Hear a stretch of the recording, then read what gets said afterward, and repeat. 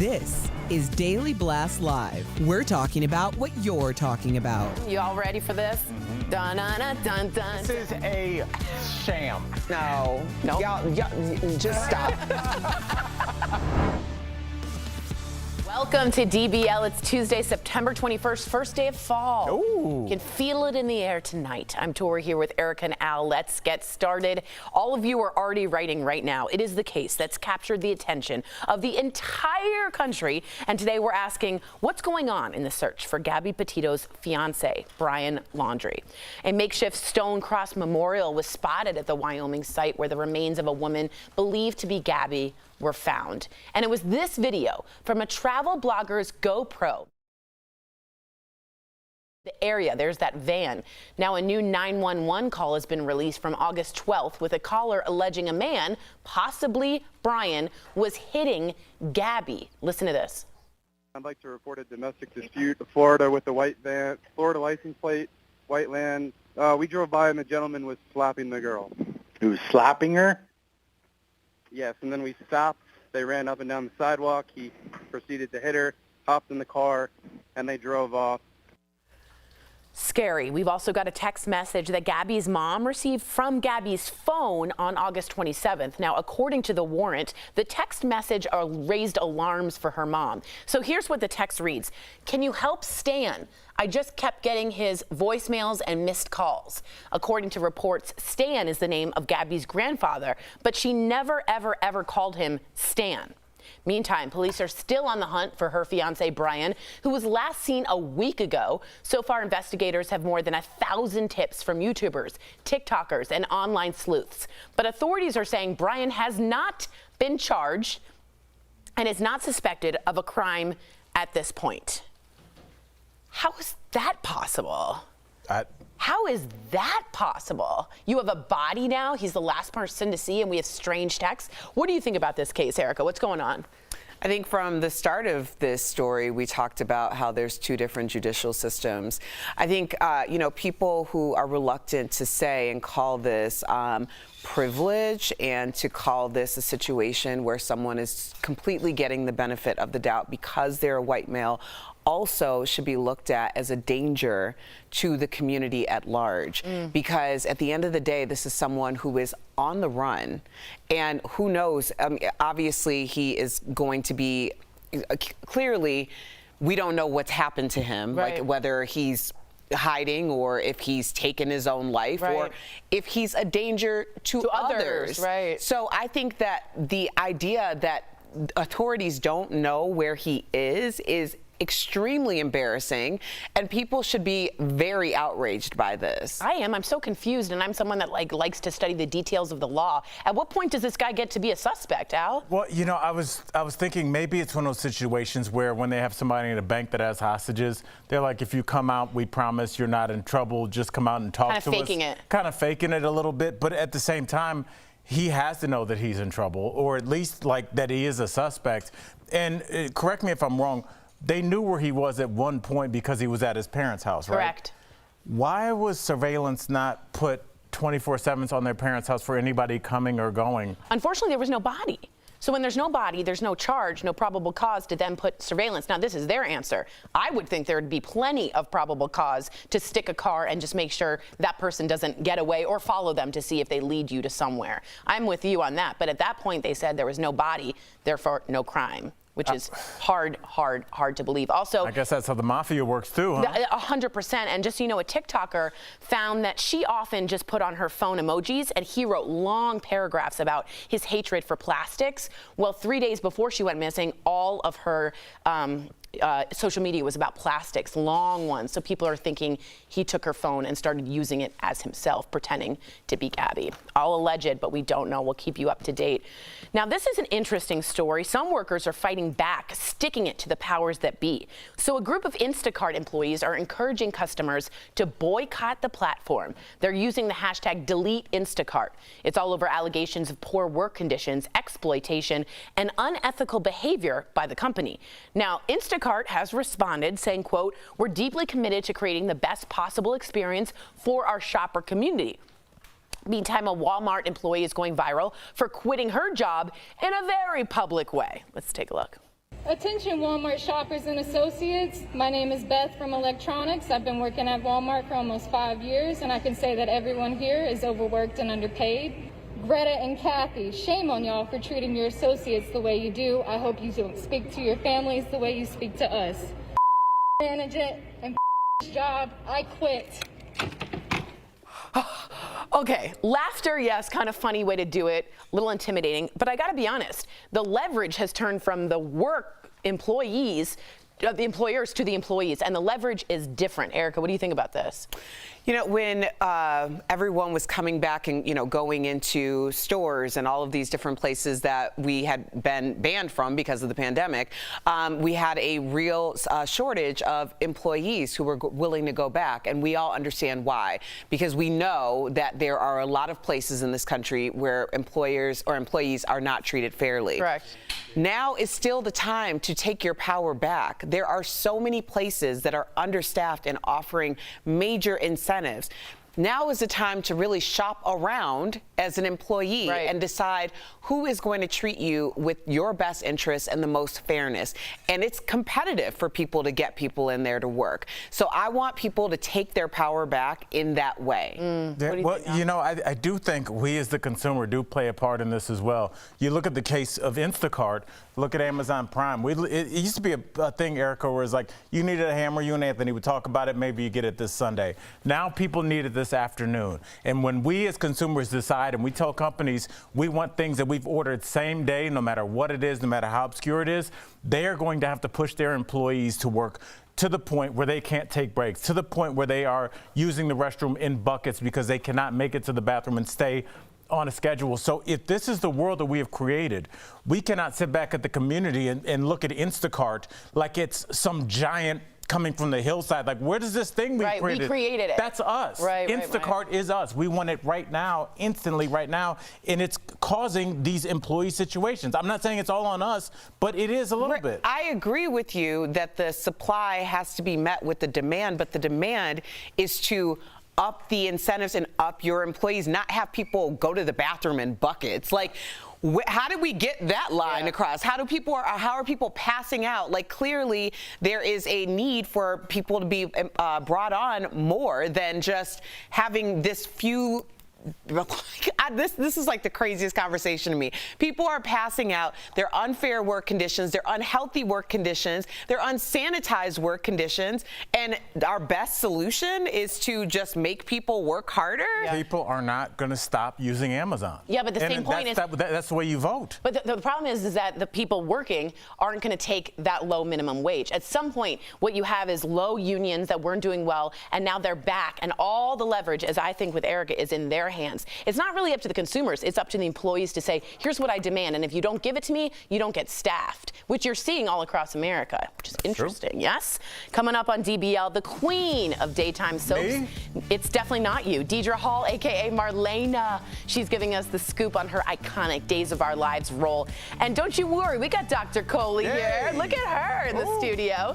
She has important information about when kids could be getting the COVID vaccine. Guys, that's coming up next. Stay tuned. Closed captioning provided by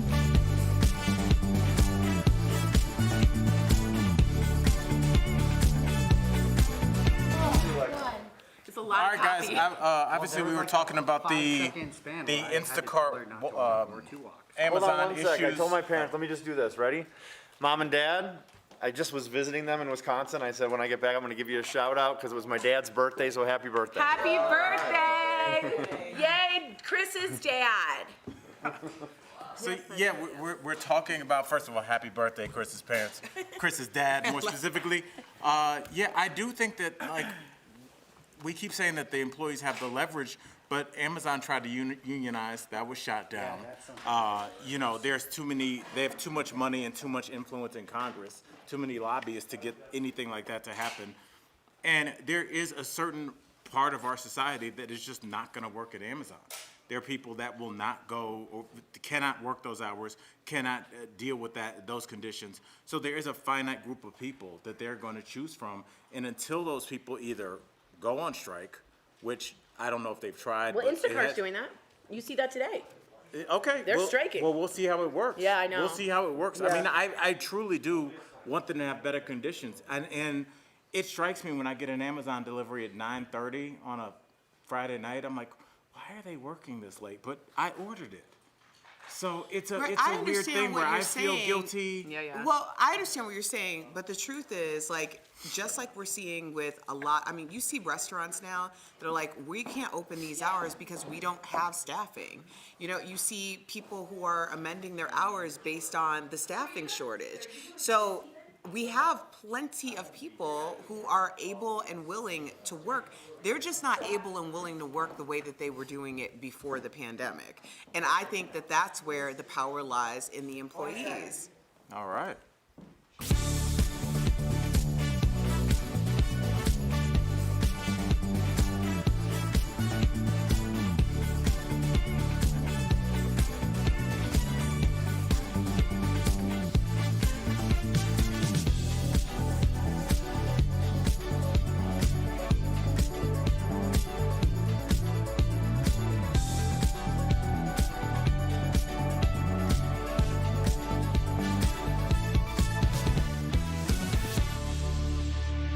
Welcome back to DBL. We've got some big booster shot news, especially for all of you who got that single shot Johnson & Johnson COVID vaccine. Here to break it down is our very own doctor. She's not our doctor, but she kind of is. Dr. Coley, welcome to the show. Good to see you. Hi, guys. Hi. Dr. Coley, Johnson & Johnson released some new information this morning on booster shots, and we want to know, what did they say, and also what's your Coley take on it? So firstly, I was just really excited for the Johnson & Johnson people. I wasn't so excited about the data. Here's what it showed. So 2 types of boosters. One was given 2 months after the initial shot, and that actually showed really good protection against severe illness. I almost think of that as that's how the original vaccine should have been. It should always have been a 2-shot vaccine. I don't know why they only went for 1 shot, because that was the gimmicky thing to do. The other booster data that came out was given at 6 months, and that actually showed a significant increase in the number of protective antibodies. But we don't yet know if that translates into better protection. We think it will, but I'm just really excited that we finally have something for the J&J people. But here's my problem. You ready? Why aren't they doing mixing and matching studies? Because that's the real world data that we need. And it's because the companies want to make sure they just study their own vaccine. You mean like a Johnson & Johnson and then getting a Pfizer boost, or a Moderna and then getting a Johnson & Johnson boost? I see. Because we have that from Europe. Right. You know, we have AstraZeneca, which is a DNA vaccine mixed with Pfizer, which is a messenger RNA. But here in the U.S., it's just a dearth of data when it comes to that. That's what I want to see. Wow. Well, Doc, here's the question of the hour. When will the people that got the J&J vaccine be able to get the booster? This is just the first step, Al. Now it has to go like in front. Early next week? If you go and cheat and say you can get one. But this year? Like, would it be this year? It will be. Okay. It'll be kind of the same things that the other shots have gone through. It'll come before the FDA advisory panel. The FDA and the CDC will make a decision, and then it'll start to get into arms. But we're headed that way, at least. At least the J&J people don't feel so left out. That's right. I always felt like they're like, hello! Like you said, right? The vaccine gang. Oh, yeah. Now the J&J gang just got a little extra boost. Yeah. No pun intended. Nice. Well, I know I heard from the Pfizer gang because there was a big announcement that Pfizer is effective and for kids. So what exactly did they say, and how does this affect our viewers? This is going to be huge because kids 5 to 11 have the same type of antibody response. They only got a third of the dose, so we would get 30 micrograms. They only got 10 micrograms. But this is great. It works and it's safe. Now, we again don't know if it protects them clinically. We just know their antibodies went up, but we think that because their antibodies went up as much as they did in adults, that it will likely protect them clinically. But there's really 2 reasons to get our kids vaccinated, guys. One is to protect the kids because we have more and more kids ending up in the hospital. But the other is to protect us because they are little vectors of infection. Right. They are spreading. That's what I call children. They're spreading this virus, and we have to vaccinate them in order to get them back to school. This affects me directly. I have a 7-year-old, and I'm, it's holiday travel. Like, we're not going anywhere without him being vaccinated. So this is a big deal. And baby Ford's immune compromised. You got to be careful. Absolutely, yes. Yeah, interesting. All right. Thank you, Dr. Coley, for translating that all for us. Thank you for joining us, answering our questions. Little disease vectors. Yeah, little vectors of infection. That's what children are. Coming up on DBL, our interview with the lovely Deidre Hall, who tweeted about us this morning. That's today in Chatting with the Stars.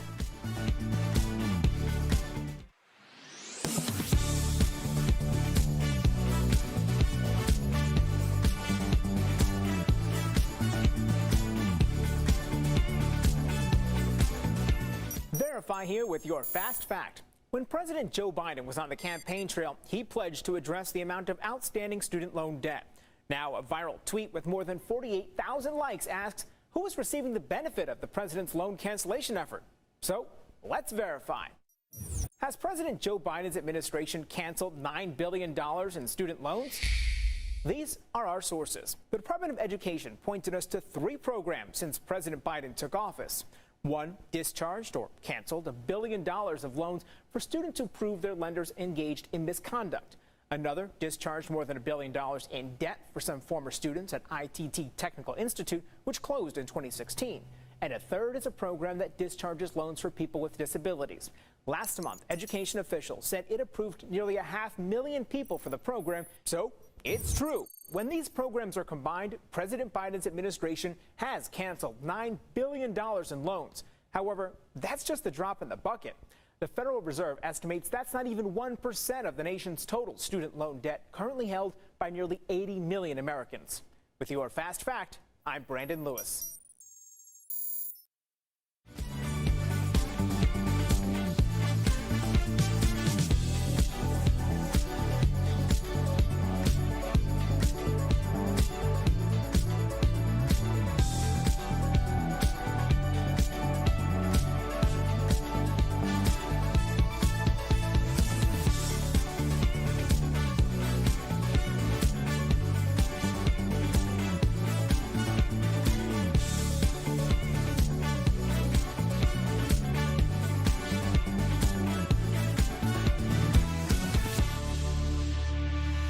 Welcome back to DBL. Hello, everyone. She is daytime's most beloved heroine and has been playing the role since 1976. We're talking about the queen of daytime soaps, the legendary Deidre Hall. Earlier, we spoke with her, and that's today's Chatting with the Stars.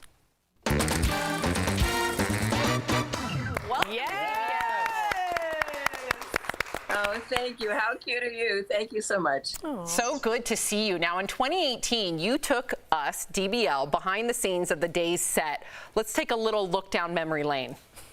We are backstage on the set of Days of Our Lives. As you could see right here, the lovely, the talented, the iconic Deidre Hall, who plays Marlena Evans on the show. This is Kiriakis Mansion. The size of this set means you can do a lot in it, have a lot of parties and people, and, and it feels grand. Do people still come in and tell you how to say your lines? Still? I've never had that happen. How often do you allow people to come in there and peruse the set? You know, I was saying earlier that we don't do that. We don't do that. It was quite miraculous that you were actually allowed to come and do that. Because we film on the set, 24, hours a day, or it seems like it. But we have 2 stages. But if you got somebody doing a tour on one set, it's just too disruptive. So we don't do it. So that's sort of a one-off. Congratulations on getting it. Yay! Mazel tov, Jeff. Yeah, it was. I still remember that. It was a great day. So thank you for letting me do that. And we had a little moment. I felt like, not like that, but we had like a little moment where you got serious and we talked, and it was a great day. You guys were wonderful, so thank you so much for that. I still remember it. It's one of the best things I've ever done. Thank you. Oh, that was nice. It was great to have you there. Thanks, Jeff. Oh. All right, I want to talk about Marlena Evans because I am a fan. Dr. Marlena. I know. I just say Marlena. Just saying Marlena gives me the chills. You play Dr. Marlena Evans, and we hear the infamous possession of the devil. That's my favorite part, is coming back. What? What do you love most about that storyline, and are there any secrets you can share? Possession happened 25 years ago, and at that time, Jim Riley had written it, and it was a record-breaking event. We had more young people tuning in than have ever joined any daytime show ever. At that time, 25 years ago, we were limited as to what we could do in television. And now we have a lot more special effects. So that's my tease for you. It's good. Perfect for Halloween. I know, right? Now, you've played Marlena for over 40 years. And anybody that's done any job for 40 years, like, I'm ready to retire. Do you ever think about it? And, if so, how could you see, Marlena's ending on the show? I've always said that I will leave days when my key card to the gate doesn't work anymore. It is such a family. It is such a home for me. I can't imagine not being there. It's been actually 45 years, and it's just been the loveliest time of my life. It's allowed me to do a job that I love with people that I adore. I don't have to work 5 days a week. We get holidays and breaks off. It's allowed me to bring my children to work when they were very small. It is just the best job in the world, and I wouldn't trade it for anything. All right, Deirdre, so for Beyond Salem, several old cast members are returning to the set, including Housewife star Lisa Rinna. So there's a rumor going around that you ladies got into some trouble while on set. Is there any truth to this, and what really happened? Trouble? May I jump in here? Yes. This is some jerk looking for a headline, and I don't say that lightly. There is absolutely no truth to it, and Jeff, I know you'd like to debunk these things. There's not a word of truth to it. I adore her. I've always adored her. She is funny. She's irreverent. She's always professional, and I'm crazy about her. And I think what I had said at one point to someone was that Christy Clark was there. She played Carrie on the show, and she came back. And I hadn't seen her in a long time, and she's got children now and lives in Europe. And I was so excited talking to her that the director had to keep starting every direction with, okay, shut up. And that was it. And somehow in somebody's convoluted imagination, that became a problem with Lisa Rinna and myself. It's total nonsense. So thanks for debunking that. Absolutely, and I've grown up a lot, so I like to publicly shame those people who make up those rumors. Yes, you do. Very grown up of me. Yes, you do. Yes, Be my guest. Be my guest. Yeah, just leave it to Jeff. Don't Take hold care of back. that. Yep. Okay, we got to talk about Beyond Salem. How does this mini-series differ from Days of Our Lives? Beyond Salem is encapsulated. We do it's 5 episodes that are a trip to Europe for a number of couples looking for some stolen jewels, and so to watch it is you're going to see the entire thing in 5 shows. It does dovetail nicely into Days of Our Lives. But if you've been away for a while and you really want to see something fun and a romp with a lot of your very favorite people, this is the way to do it. And it's on Peacock, and it's going to keep streaming. So that's what it is. I love that. And to our DBL Nation, we know that you guys are fans. So Days of Our Lives, Beyond Salem is streaming on Peacock now. Be sure to check it out. Deirdre, we're such fans of yours. Thank you so much for joining us. Absolutely. It's Marlena. Thank you all. Bye. Tori, call me later. Okay, well, have a good day. Bye. Promotional consideration is brought to you by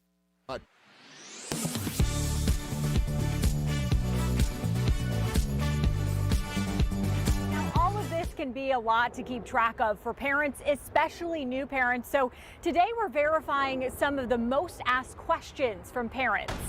Our source is Joe Coella, the director of child passenger safety at the Juvenile Products Manufacturers Association and the National Highway Traffic Safety Administration and the American Academy of Pediatrics. The first question, can you use an old car seat from a friend? We don't really recommend. Car seats are one category where we're pretty hardcore about that. We don't recommend secondhand use of the car seats because there could be missing items. Like you said, it could be the instructions, it could be the labels. The car seat could be beyond its useful shelf life. The National Highway Traffic Safety Administration has a checklist if you're thinking about using a secondhand car seat. It includes making sure it's never been in a crash, all the labels are still on the seat, and that it has no recalls. Next, does a higher priced car seat mean it's going to be safer? Price is not the only factor. It's definitely a consideration for parents because parents know what they can afford. And all car seats have to meet the same stringent federal standards, regardless of the price. And finally, when should my child switch from rear-facing to front-facing? The American Academy of Pediatrics says is that children should ride rear-facing for as long as they can. And that means facing the rear of the vehicle. And as long as they can means until they reach the upper height limit or the upper weight limit provided by the manufacturer of that car seat. According to the National Highway Traffic Safety Administration, kids should ride rear-facing until they're at least 1 year old.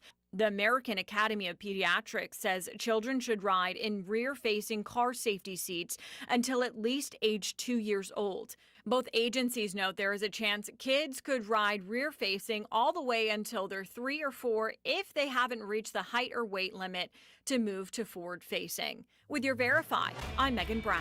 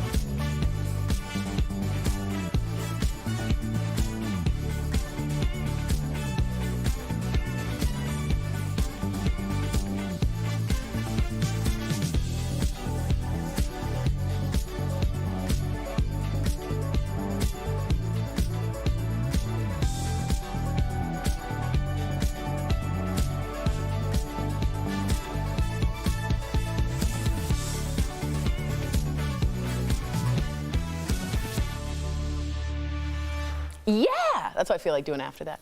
Welcome back to DBL. Are you planning to retire early? With healthcare tied to employment in the U.S., early retirees have a hard time getting covered until their Medicare benefits kick in at 65. We're chatting about it on today's Bang for Your Buck presented by The Hartford.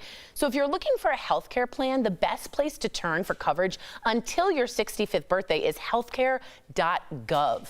Recent changes limit the cost of ACA health plans to just 8.5% of your income. You can keep the plan for as long as you need, and they're available to almost anyone who needs health insurance. You can also explore your state's Medicaid coverage if you have a small retirement income. And for people leaving a full-time position with benefits, COBRA could be the option for you. This plan lets you keep your employer health insurance by paying the premium yourself. For quality and affordable insurance, the Buck's got your back. The Hartford will be happy to provide you solutions. Call the Hartford at 1-800-683-7108 or visit thehartford.com to learn more. It's good information, huh? Yeah. And even if it doesn't apply to you yet, you might have some people in your life that might not be able to do the research as well as you can. Yeah, so right. Figure it out for your loved ones. Right. Healthcare.gov. And of course, the Buck's got your back. We'll be right back. Thanks, guys. Wait, what?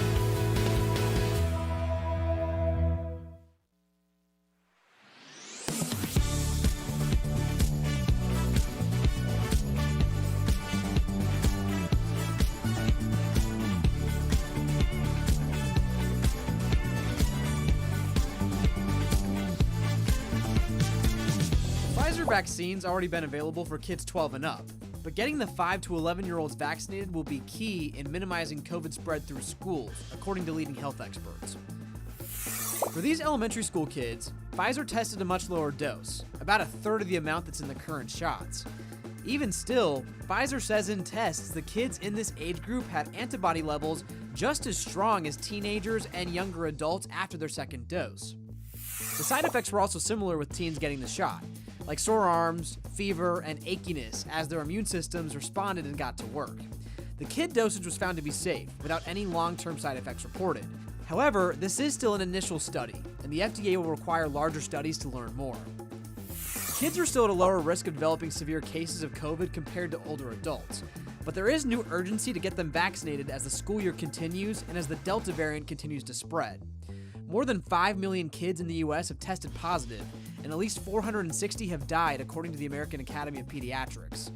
The FDA told the Associated Press they hope to evaluate the data from Pfizer and make its decision within a matter of weeks.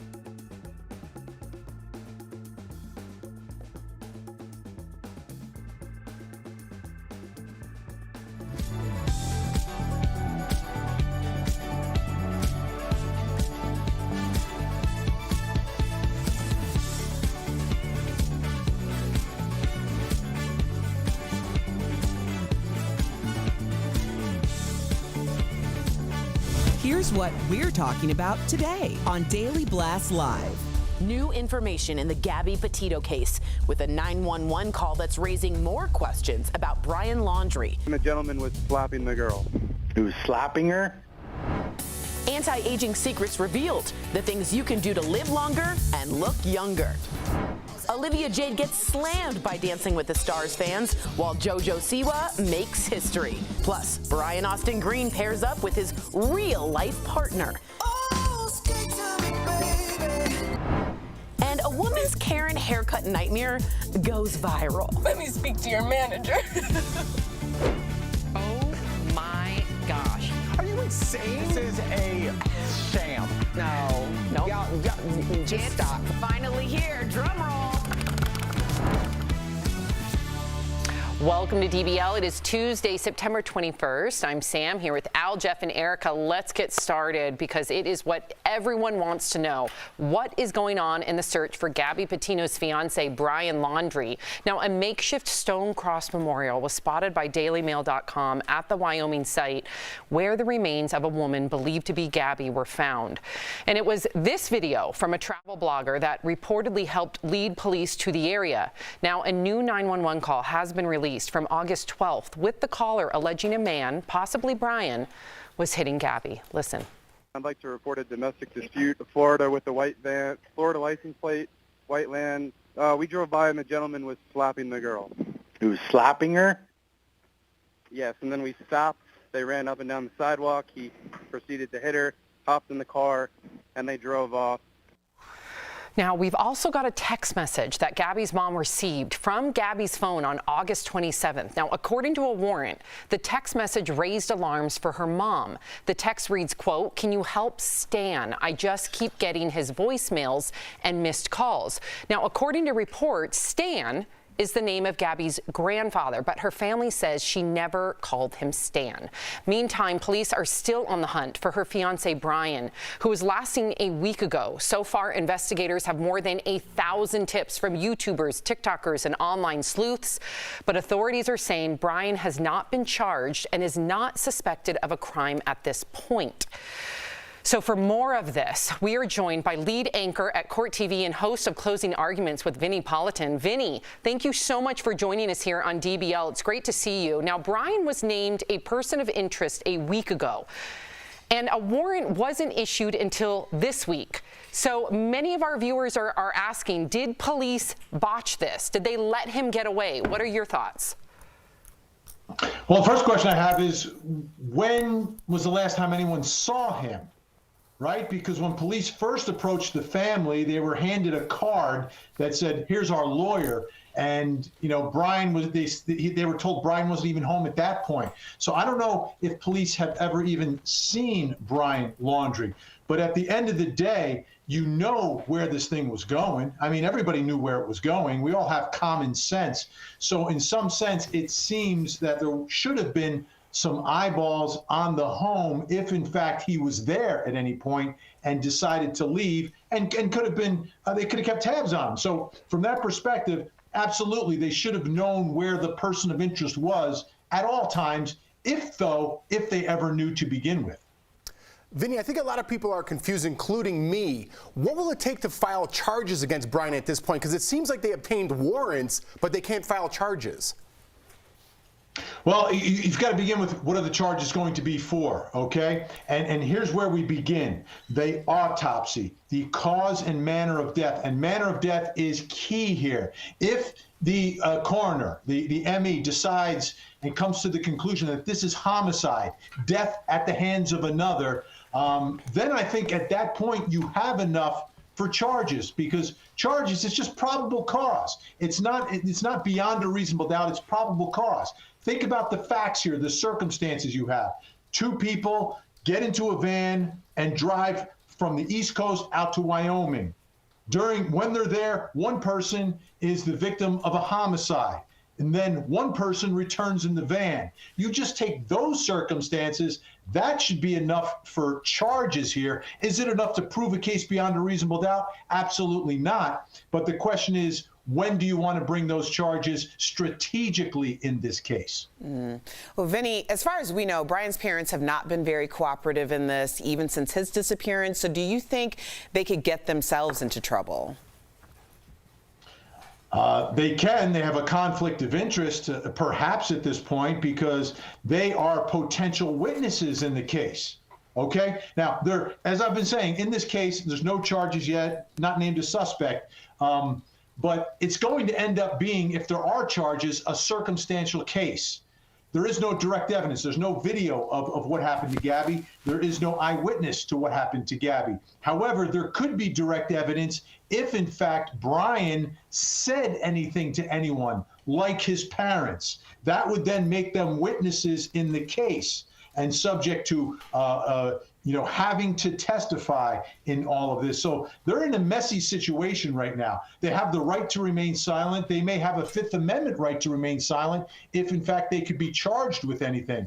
But at the end of the day, the way I see their role in all this playing out is the same way that the role of George and Cindy Anthony played out in the Casey Anthony case, which was as witnesses for perhaps the prosecution against their own child.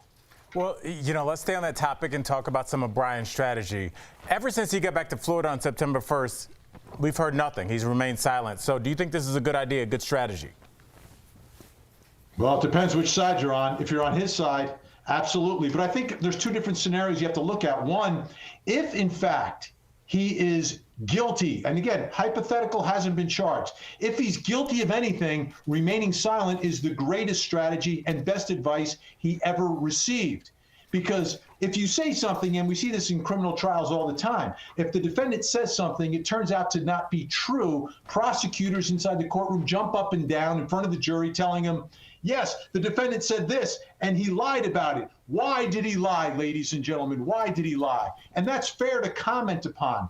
But when a defendant says nothing, a prosecutor is constrained from jumping up and down in the courtroom. You can't yell at a jury that this defendant has remained silent. No. They have a constitutional right to remain silent. So that's a no-no for prosecutors. So that can never be used against him. So remaining silent, if he's guilty, is brilliant. If he's innocent, it's the worst move ever, because information that he has could point investigators in the direction of the real killer, if this is a homicide. A lot of hypotheticals today, sorry, but would point the finger at the real killer and would point the finger away from him. So if he's innocent, remaining silent was probably not a great move. If he's guilty, it's brilliant. Right, and as a former prosecutor, Vinny, I know that everything that you're saying is based on your experience. Speaking of which, the body that has been found and is believed to be Gabby was found on federal land. How will this change if this becomes a federal case? Will it change? Oh, it changes drastically. The one thing I know, I was a state prosecutor, right? A local prosecutor. And local prosecutors are much more aggressive and willing to bring charges and try cases where the outcome is not like a 98% guarantee conviction, okay? They believe they've caught the person, they will try him. The feds, on the other hand, believe it or not, are much more timid. They don't like to go to trial or bring charges unless they have overwhelming evidence. They're not great with circumstantial cases. They hate circumstantial cases. They want people who have confessed to the crime. They want videotapes, audio tapes of the crime. So don't be shocked if this ends up under a federal jurisdiction, that it may take time for prosecutors to put this case together, if they ever put it together and bring charges. Wow. Again, they're much more timid because they don't like to lose. Got it. Wow. Vinny, we really appreciate you. Thank you so much for all your insight on this case. And for our viewers out there, you can see more of Vinny on his Court TV show, Closing Arguments with Vinny Politan, which airs weeknights at 8 p.m. Eastern. Thank you so much, Vinny. We really appreciate you. Thanks, have a great day. Thank you. Thank you.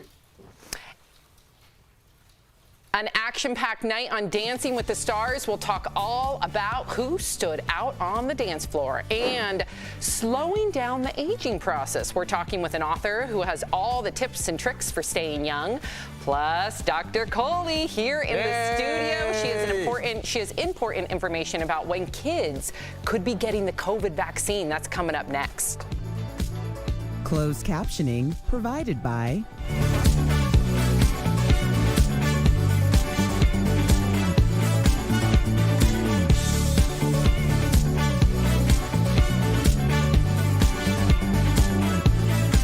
So if you guys remember Vinny was on HLN during when Nancy Grace was in her heyday, right? So when they were like Jodi Arias, Casey Anthony, all those big cases. All the cases you covered. What's up, Doc? Yes, all the cases I covered for HLN. Vinny, former prosecutor Vinny, based out of Atlanta, works in the HLN headquarters, and his expertise is unbelievable because not only is he a celebrated former state prosecutor, but I like that he speaks from common sense. Obviously in the courtroom you can't use that as evidence, right? Like if it doesn't smell right, no. He's all about, okay, here's the evidence, but this also doesn't pass the smell test. And I think that's important. We forget common sense, even though it might not put someone in jail, it's something that all of us can relate to. Yeah, but the reason I really liked what he had to say is, whether we know it or not, we've all been indoctrinated by what we've seen in TV and movies, and we all watch Law and Order, and then the last 2 minutes, somebody snaps on the stand and goes, "I did it, now do it again." That doesn't happen. That does not happen, and you cannot, as a lawyer, say, "Sam, you know you did this, just admit it." You can't talk like that. The law has protections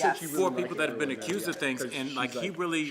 That's why I was glad I was able to talk to him about Brian's strategy, because he's entitled to a defense, and he's going to mount a rigorous defense because this is a famous case at this point. If he's alive. Some people are some of the conspiracy theories are that it was a tragic accident, that abuse is abuse and that's a crime, but that it was abuse to a whole abuse that turned into murder, but it wasn't intentional, and then his guilt made him take his own life. We don't know. But that's one conspiracy. Another conspiracy is he's hiding out. Right. Or he's fled the country to Cuba. I guess we'll have to wait and see. It's a scary, sad situation either way. The two families that are completely devastated. Heartbroken. So, yeah.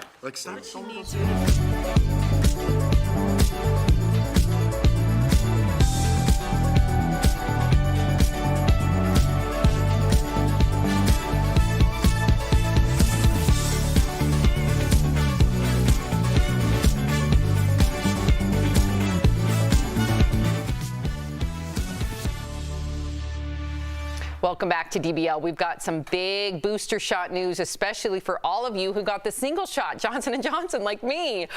Okay, here to break it all down is Dr. Coley. She's got a new haircut. You look fabulous. You guys, so good.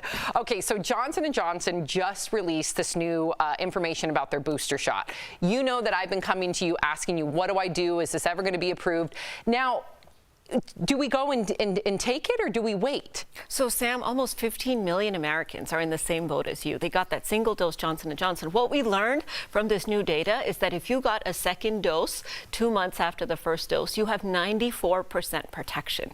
So it really begs the question of whether this vaccine should have been 2 doses in the first place, because now you're catching up to the messenger RNA people, the Pfizer and the Moderna people, if you get those 2 doses. So the question of Johnson & Johnson people getting boosters is a whole different metric than it was with Pfizer and Moderna, because we're already pretty good and we're trying to get a little better.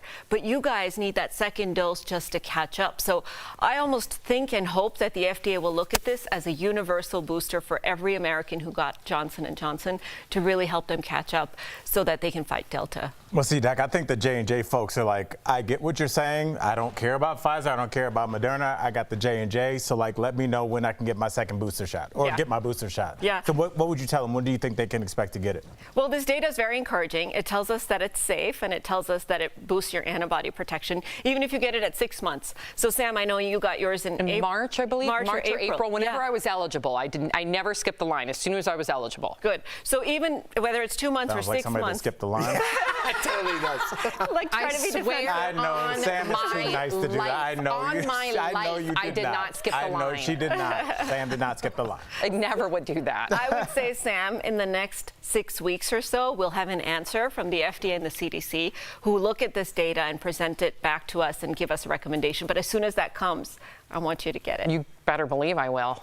Okay. Yeah, it sounds like you edited yourself there. Without skipping the line. What's wrong with me? Yeah. I'm tired. Go ahead, Jeff. All right. So Pfizer had a big announcement yesterday as well. They said their vaccine is safe for children. I believe it was 5 to 12. 5 to 11, yeah. 5 to 11. Yeah. So when is this going to take place, and is this something that I should look into for my kids? Because I have one that's turning 5. You do? I do. Oh, exciting. Okay, yeah. So this is a dose de-escalation study, which means they take a bigger dose, but then they study the smaller dose in kids. So the 10 microgram dose is what they studied, 1/3 of what the adults got.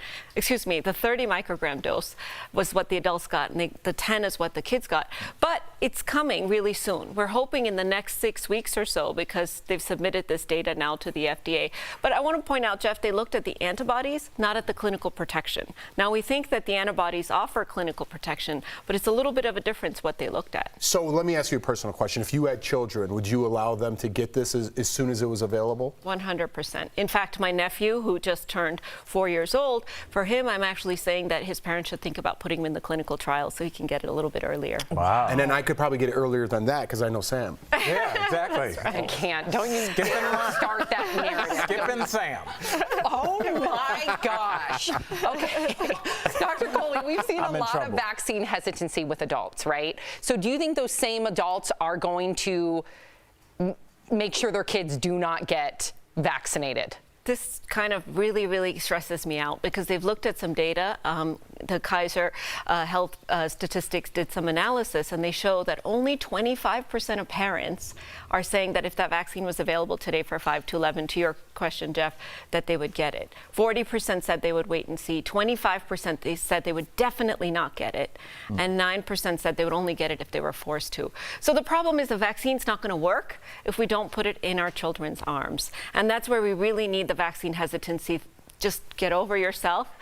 You know, the science tells us that it's safe and well tolerated for our kids. So put it in those kids' arms, protect them, protect the rest of us, put an end to this. Very quickly, we got to run. But since it's a smaller dose and only 10%, does that mean the sickness might be smaller as well? Because some people did get sick on that second shot. Yeah, that's a great question. And the way that it works with the doses, you don't have to give it based on weight. You just have to tickle the immune system. And kids generally, they don't That's what I'm going to tell my kids. Sick. You're going in for a shot, just a little tickle. Just a little tickle. But that little tickle for kids is not as bad as it is for adults. We're just going to go take you to the doctor and tickle your immune system. There we go. Dr. Coley, we love you. Thank you so much for joining us and answering all of our questions and putting up with us. Coming up on DBL, the science behind staying young. We're talking with an author about how to live your best life at any age.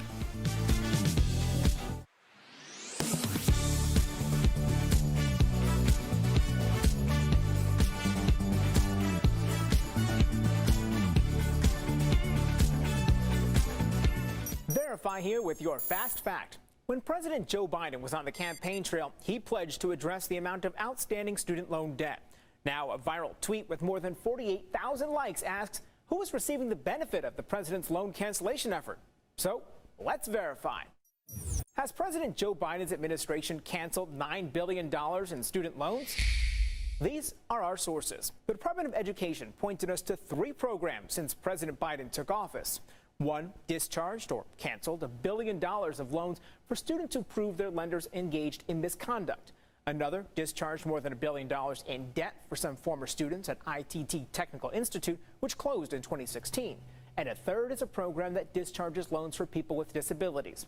Last month, education officials said it approved nearly 500,000 people for the program, so it's true. When these programs are combined, President Biden's administration has canceled $9 billion in loans. However, that's just the drop in the bucket.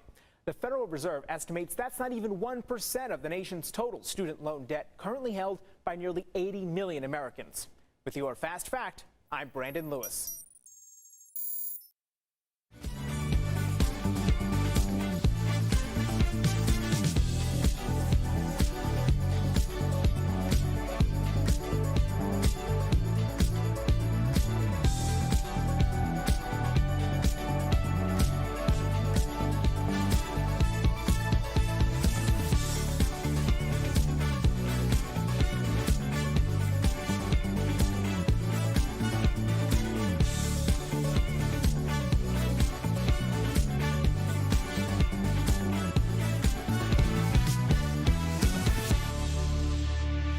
Welcome back to DBL. Can you stop your body from aging? Well, according to a pharmacist who has studied health for 3 decades, you can slow it down. Earlier, we spoke with Greg McPherson to learn how. Greg, welcome to DBL. So you truly believe that in the next couple of years, living to age 100 or 120 will be the norm? Really, in just a couple of years? Well, yeah, look, absolutely. There are drugs and there are supplements that, when given to mice, can expand their lifespan by 30, 40, even 60%. So these are starting to become available to us, and what it's going to mean is that we have a much longer health span, which is the amount of time that we're healthy. Well, can you tell our audience, like, what are the biggest things that age us now? The primary reason that we age is actually is our DNA. Our DNA gets damaged over time through the diet and the things that we do during our lifestyle. And when that DNA gets broken, it actually starts to get a little confused, and that actually drives the aging process within our cells. So there are now molecules and things that we can do to actually slow that process down, just like you put sunscreen on your face to protect it from like UV rays. Interesting. Now, there are thousands of anti-aging products. I know because I've tried them. But what makes your pointers different than what's already out there? What separates yours? Yeah, you're absolutely right. There's just so many things out there talking about anti-aging. I think really what makes my book different is actually the deep science behind it. What I'm talking about and the theories inside the book are actually from leading researchers and scientists who are really starting to unpack aging. And we now have things that we can do that are accessible to all of us, which is what I put into the book. And also these molecules I was talking about, we can access things like hobamine, NMN, and fisetin, which actually slow the aging process down. Wow. Fascinating. You also recommend intermittent fasting, which our co-host Jeff, who's not here today, but it's something that he swears by. So why is it important to you to do this intermittent fasting, and how do you personally get through the hunger? Yeah. I love food, right? So I've got to do something about that, especially heading into my 50s. So I fast for 2 days a week and then just have one meal. And because when we're hungry, it allows our body, well, it triggers cascades essentially, which help create, like almost do housekeeping through in our body. And so when we eat all the time, we don't get the opportunity to do that. And it means our body doesn't break down the cells that aren't working so well. And over time, it actually compounds and it can actually shorten our life. Wow. That makes sense. Yeah, and Neanderthals back in the day, they had to get hungry enough, and that's sort of what intermittent fasting is going back to. I don't hungry enough. Well, I don't do it because I'm too hungry, but I'll work on it. You've also said that exercise helps repair cell damage, but you actually have a warning about how you schedule it. Yeah, it's really important that you do exercise regularly so that your body gets used to it. If you go out and do a run once a month and just hammer yourself, it actually is quite damaging. It puts a lot of stress on your body. So your body's an amazing thing, it adapts, and so if you do exercise regularly, that's how you're going to get the most benefit from it. Interesting. It all makes sense, right? Our bodies are machines, and someone like Greg is helping you fine-tune them, oil them. I like it. To our viewers out there, to learn more ways to slow down the clock, get Greg's book, Harnessing the 9 Hallmarks of Aging to Live Your Healthiest Life. Greg, thank you so much for joining us. This is incredible. I can't wait to read your book. Thank you. Great to talk with you. Bye. Take care. We'll be right back. Promotional consideration is brought to you by All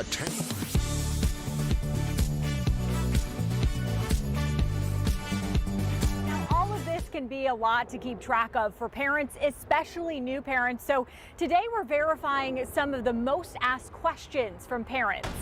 Our sources, Joe Coella, the Director of Child Passenger Safety at the Juvenile Products Manufacturers Association, and the National Highway Traffic Safety Administration, and the American Academy of Pediatrics. The first question, can you use an old car seat from a friend?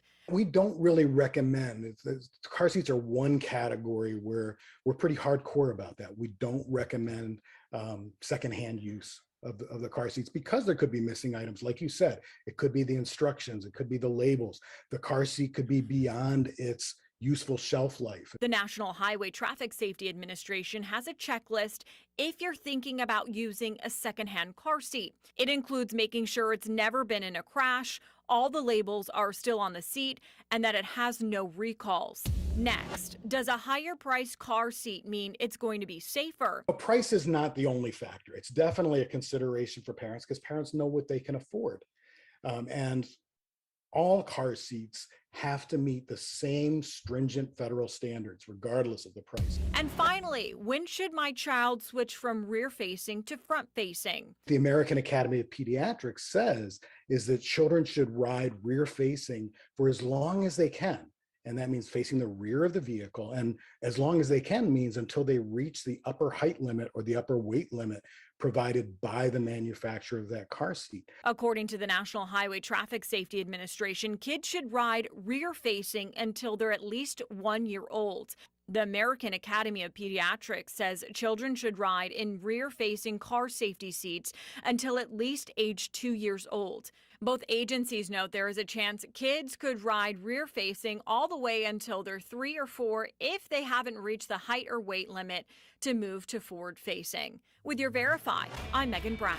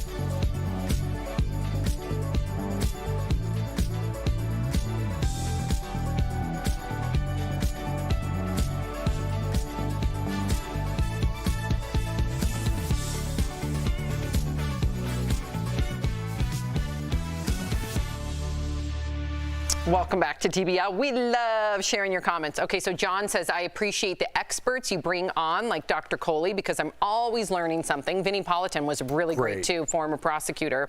And Jessica says, I got the J&J shot like Sam, and I feel frustrated. Seems like we are always behind the others. Yeah.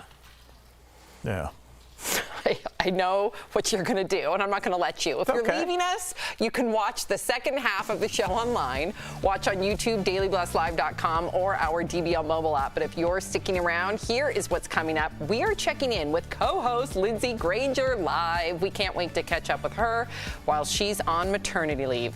And from history-making moments to controversial contestants, we're talking all about the season premiere of Dancing with the Stars next.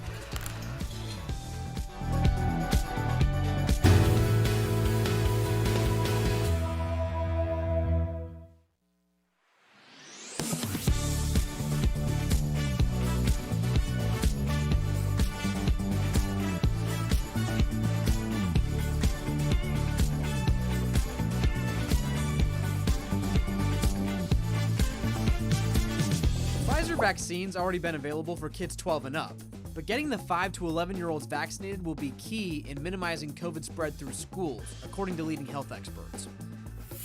For these elementary school kids, Pfizer tested a much lower dose, about a third of the amount that's in the current shots. Even still, Pfizer says in tests the kids in this age group had antibody levels just as strong as teenagers and younger adults after their second dose. The side effects were also similar with teens getting the shot, like sore arms, fever, and achiness as their immune systems responded and got to work. The kid dosage was found to be safe, without any long-term side effects reported. However, this is still an initial study, and the FDA will require larger studies to learn more. Kids are still at a lower risk of developing severe cases of COVID compared to older adults, but there is new urgency to get them vaccinated as the school year continues and as the Delta variant continues to spread. More than 5 million kids in the U.S. have tested positive, and at least 460 have died, according to the American Academy of Pediatrics. The FDA told the Associated Press they hope to evaluate the data from Pfizer and make its decision within a matter of weeks.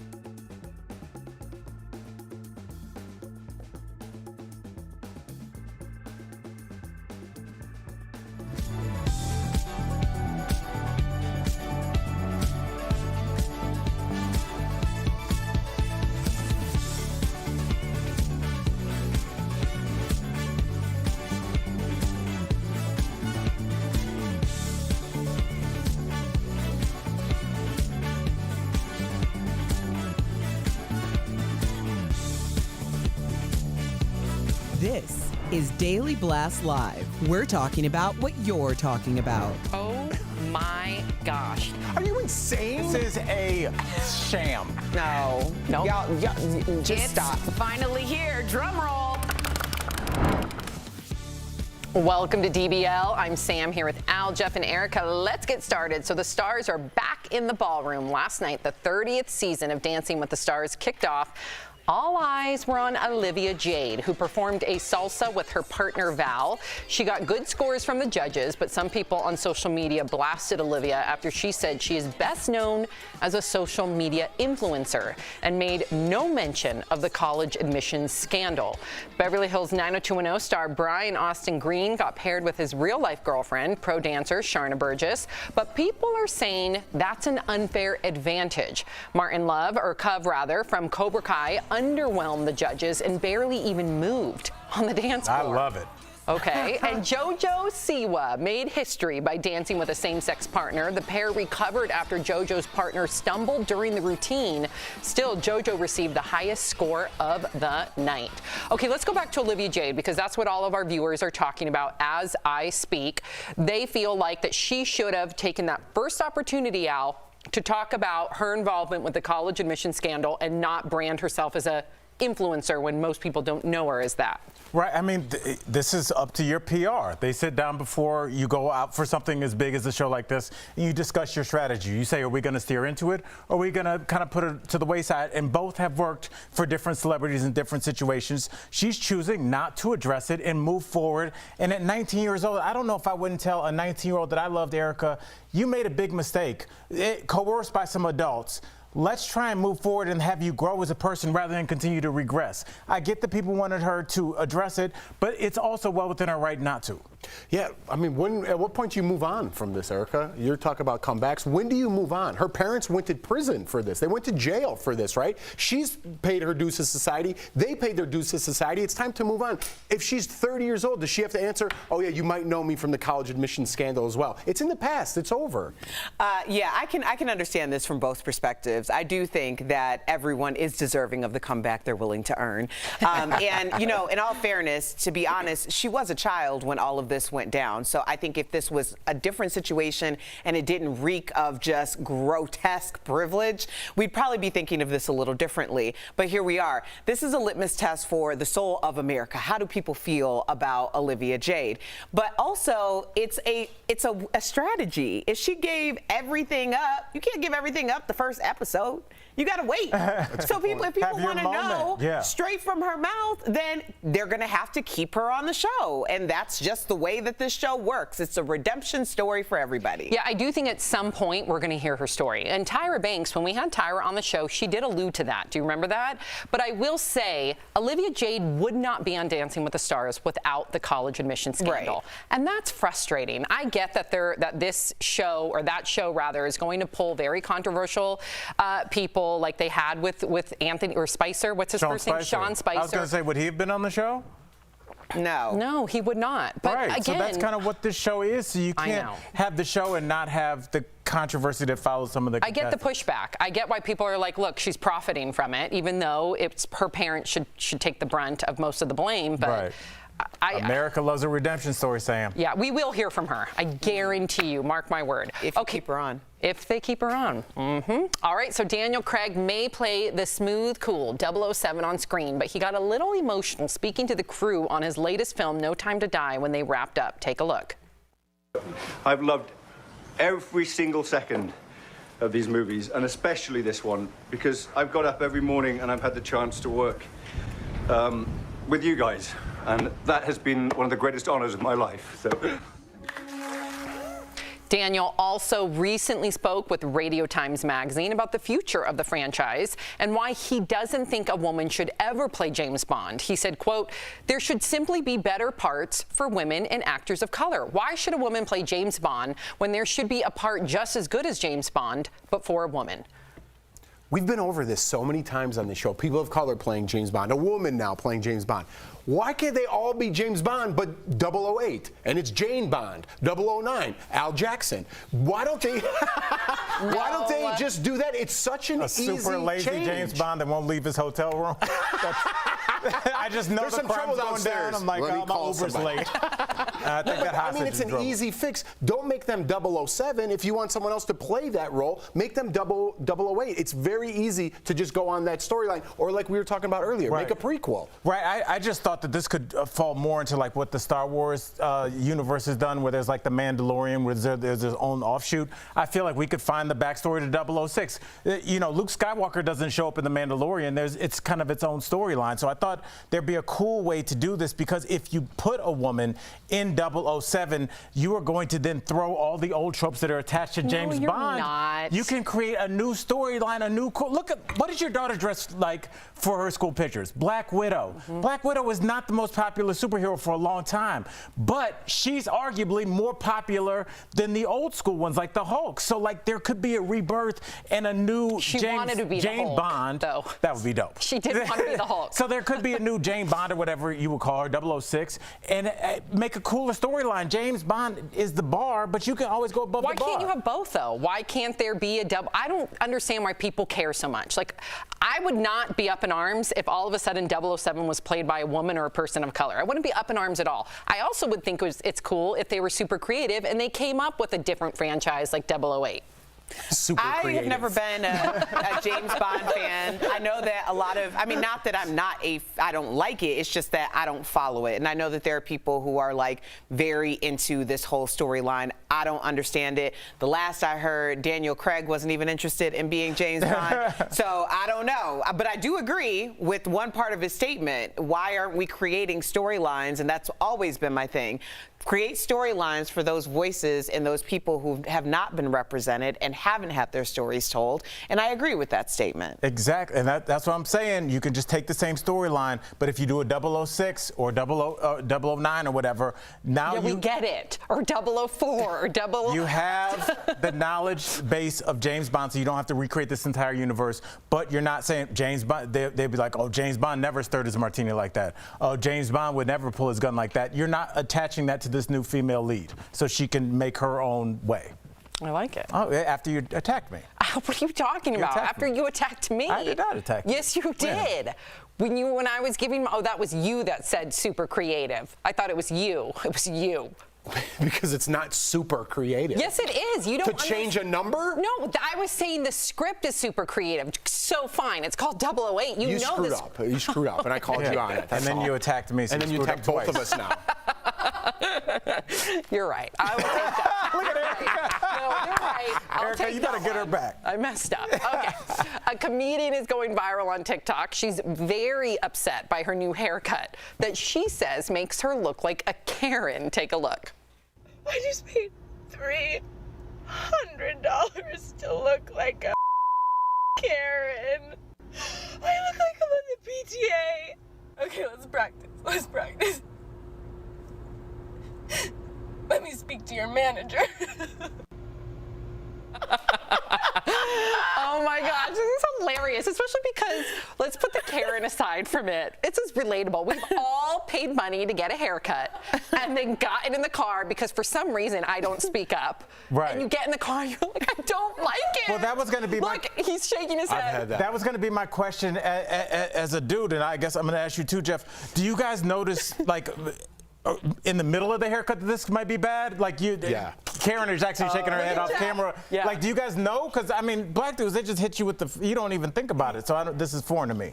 I don't know. I just remember one day, this was like very early on in my natural hair journey, and I went to get my hair done in between shows, and when I came back, nobody wanted to say anything because they were like, there was like this sensitivity issue thing, and I'm like, I know. Like, it was like cut up.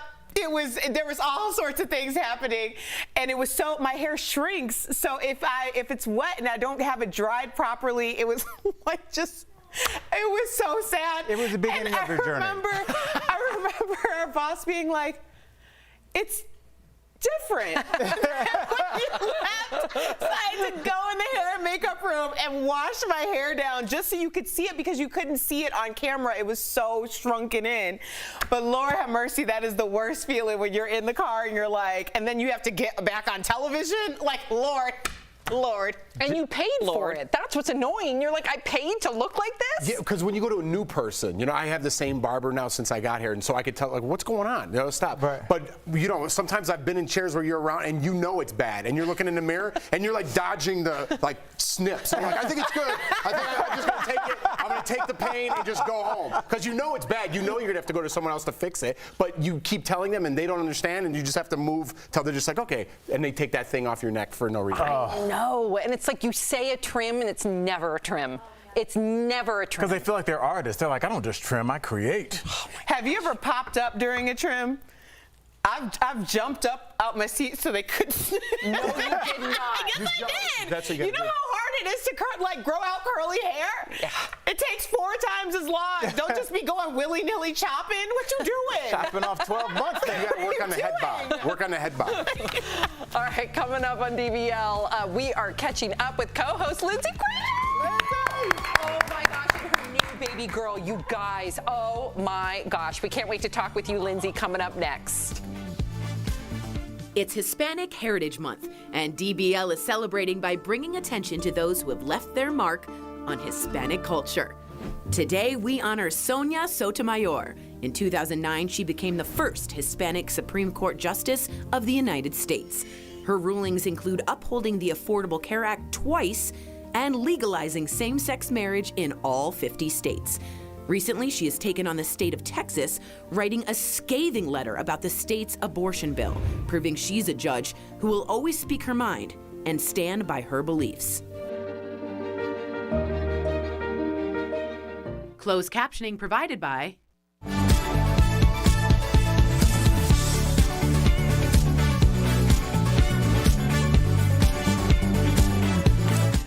Yes. So, you know, I started my natural hair journey almost, 2.5 years. Well, okay, 5 years ago, I did the big chop where you cut it all off and then you start over. And then 2.5 years ago, I started my natural hair journey on the show. And it's like, in all the interest of transparency, like there's so much that you don't know about your hair, especially when you've neglected actually doing it and you've hid it behind like pieces and braids and all of these different things, which I love, but there's a relationship that you have to have with your hair. And whatever you put into it is what it's going to give back. So it needed to learn its own like texture and moisture and all these things. So I'm doing this all on live TV on a daily basis. I am the strongest person on earth right now, okay? Like I am like, no one can say anything to me because I know that I'm stronger than that. But when you're going and you're trying to figure it out, sometimes you go to professionals who also are starting their natural hair journey as a professional doing it. So it's a partnership, and I've had some really great partners. In fact, I've had very few bad experiences, but occasionally something happens where someone treats your hair the same way that they treated a different texture, and it just doesn't work out. So when you're on live TV, that manifests in some pretty awkward moments, but you know what? We've gotten through. I'm at a point where I feel very confident about the way I look and how my hair is going to go. So yeah, but for those of you who are on a natural hair journey right now, be strong, stay the course, and give your hair all the love that it deserves, because I assure you, it will love you back. It will love you back, baby. That's the end. No one's following that. Yeah.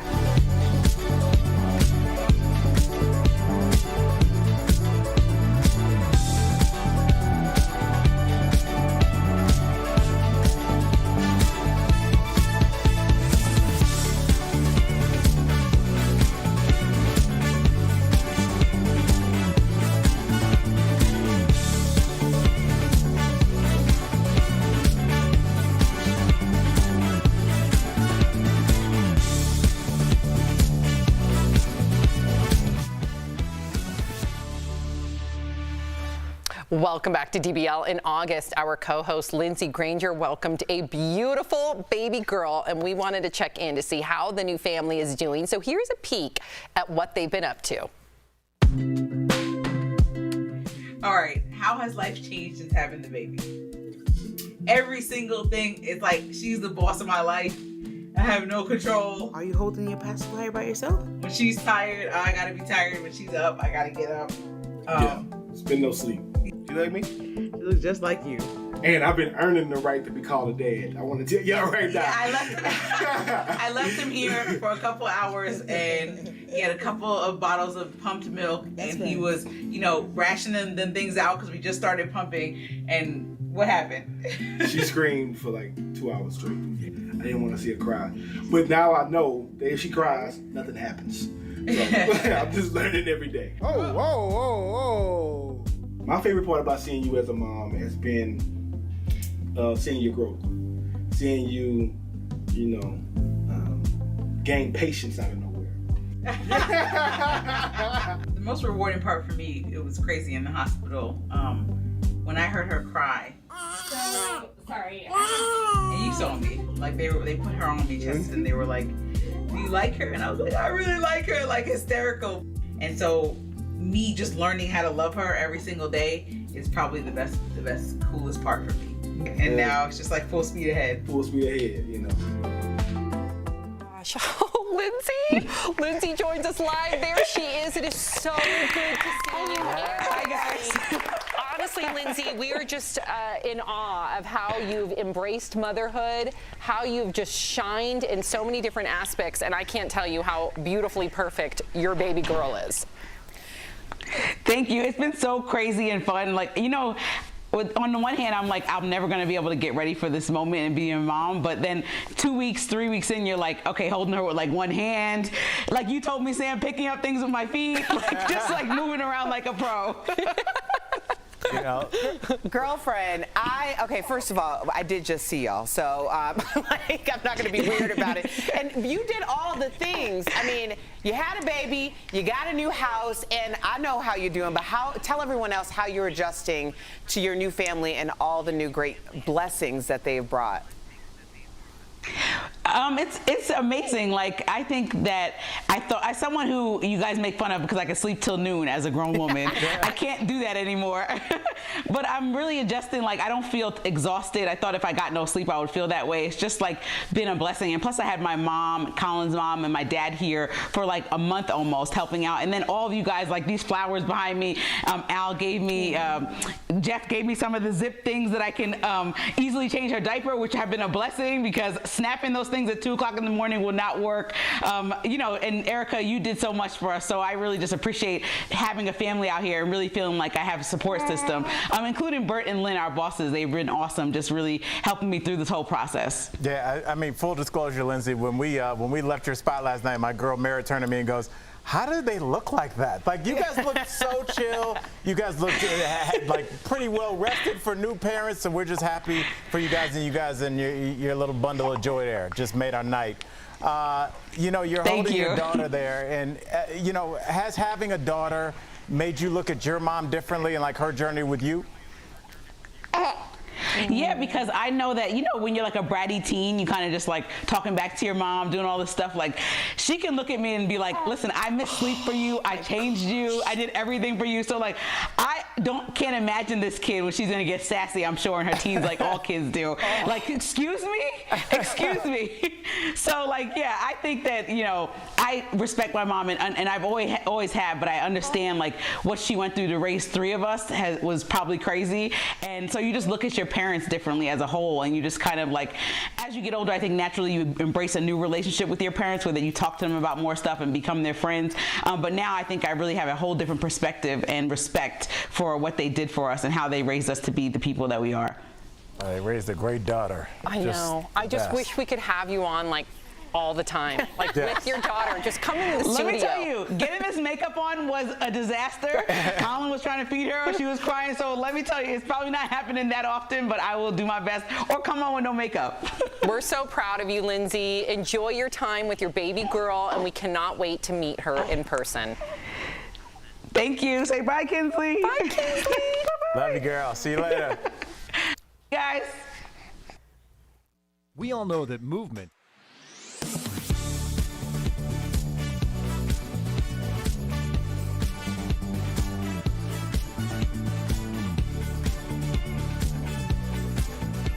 Verify here with your fast fact. When President Joe Biden was on the campaign trail, he pledged to address the amount of outstanding student loan debt. Now, a viral tweet with more than 48,000 likes asks, Who is receiving the benefit of the president's loan cancellation effort? So let's verify. Has President Joe Biden's administration canceled $9 billion in student loans? These are our sources. The Department of Education pointed us to 3 programs since President Biden took office. One discharged or canceled $1 billion of loans for students who proved their lenders engaged in misconduct. Another discharged more than $1 billion in debt for some former students at ITT Technical Institute, which closed in 2016. And a third is a program that discharges loans for people with disabilities. Last month, education officials said it approved nearly 500,000 people for the program, so it's true. When these programs are combined, President Biden's administration has canceled $9 billion in loans. However, that's just a drop in the bucket. The Federal Reserve estimates that's not even 1% of the nation's total student loan debt, currently held by nearly 80 million Americans. With your Fast Fact, I'm Brandon Lewis.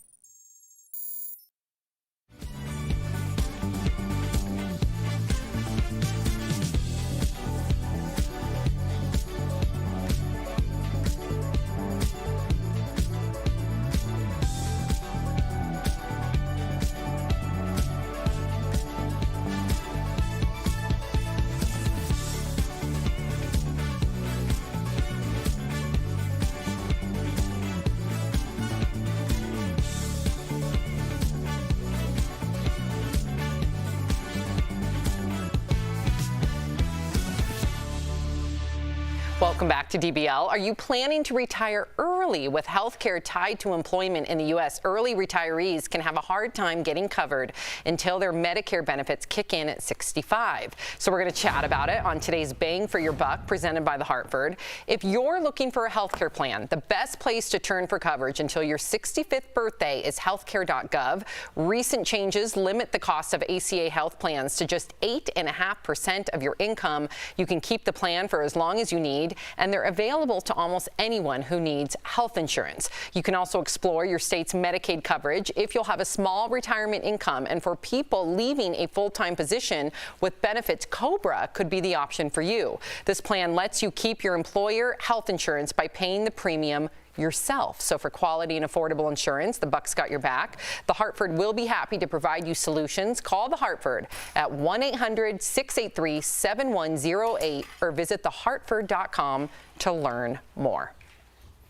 Yeah, do your research, because like a lot of times people you want to care for don't know the internet, might not be that savvy. So do your research, learn, and then spread whatever you learn. Spread whatever you learn. I'll be right back.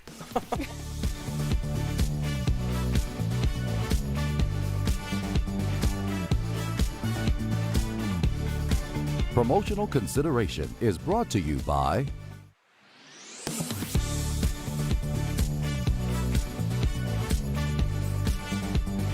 All of this can be a lot to keep track of for parents, especially new parents. So today we're verifying some of the most asked questions from parents. Our sources, Joe Coella, the Director of Child Passenger Safety at the Juvenile Products Manufacturers Association, and the National Highway Traffic Safety Administration, and the American Academy of Pediatrics. The first question, can you use an old car seat from a friend?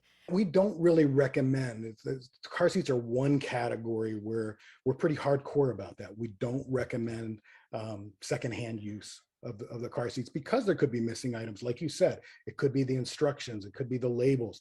The car seat could be beyond its useful shelf life. The National Highway Traffic Safety Administration has a checklist if you're thinking about using a secondhand car seat. It includes making sure it's never been in a crash, all the labels are still on the seat, and that it has no recalls.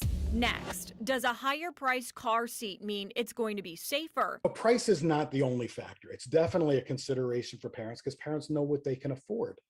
And all car seats have to meet the same stringent federal standards, regardless of the price. And finally, when should my child switch from rear-facing to front-facing? The American Academy of Pediatrics says is that children should ride rear-facing for as long as they can.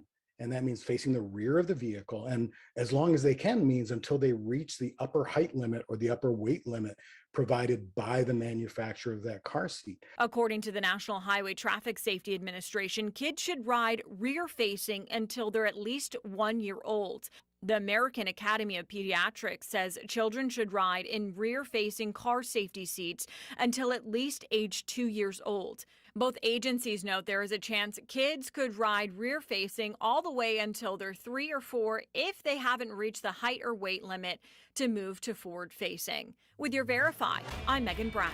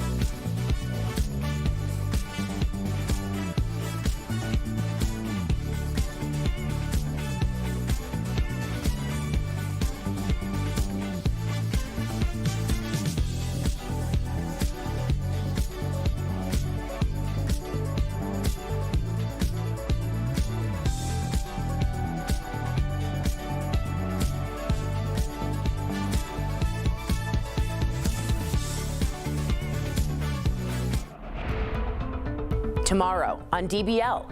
After 24 years, a serial killer is sentenced to death.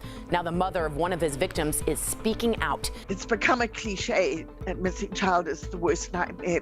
Don't miss this all-new True Crime Chronicles. Plus, from the hit TLC show Dr. Mercy. In one of the episodes, you'll actually see me run into the bathroom. That's tomorrow on DBL. Welcome back to DBL. Before we go, we have to give a big celebrity birthday shout out to Bill Murray. Turned 71 today. Happy birthday, Bill.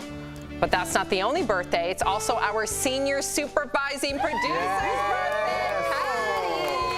Happy birthday, Patty.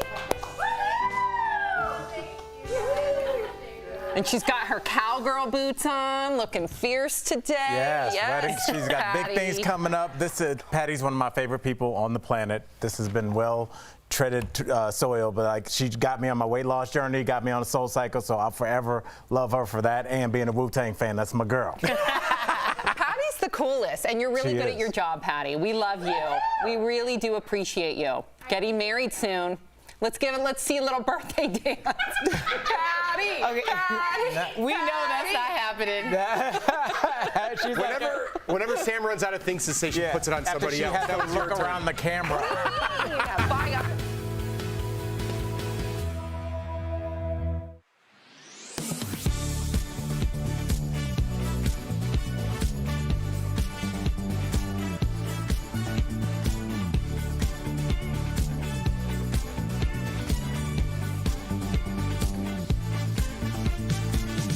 Visor Vaccines already been available for kids 12 and up, but getting the 5 to 11-year-olds vaccinated will be key in minimizing COVID spread through schools, according to leading health experts. For these elementary school kids, Pfizer tested a much lower dose, about a third of the amount that's in the current shots. Even still, Pfizer says in tests the kids in this age group had antibody levels just as strong as teenagers and younger adults after their second dose. The side effects were also similar with teens getting the shot, like sore arms, fever, and achiness as their immune systems responded and got to work. The kid dosage was found to be safe, without any long-term side effects reported. However, this is still an initial study, and the FDA will require larger studies to learn more. Kids are still at a lower risk of developing severe cases of COVID compared to older adults, but there is new urgency to get them vaccinated as the school year continues and as the Delta variant continues to spread. More than 5 million kids in the U.S. have tested positive, and at least 460 have died, according to the American Academy of Pediatrics. The FDA told the Associated Press they hope to evaluate the data from Pfizer and make its decision within a matter of weeks.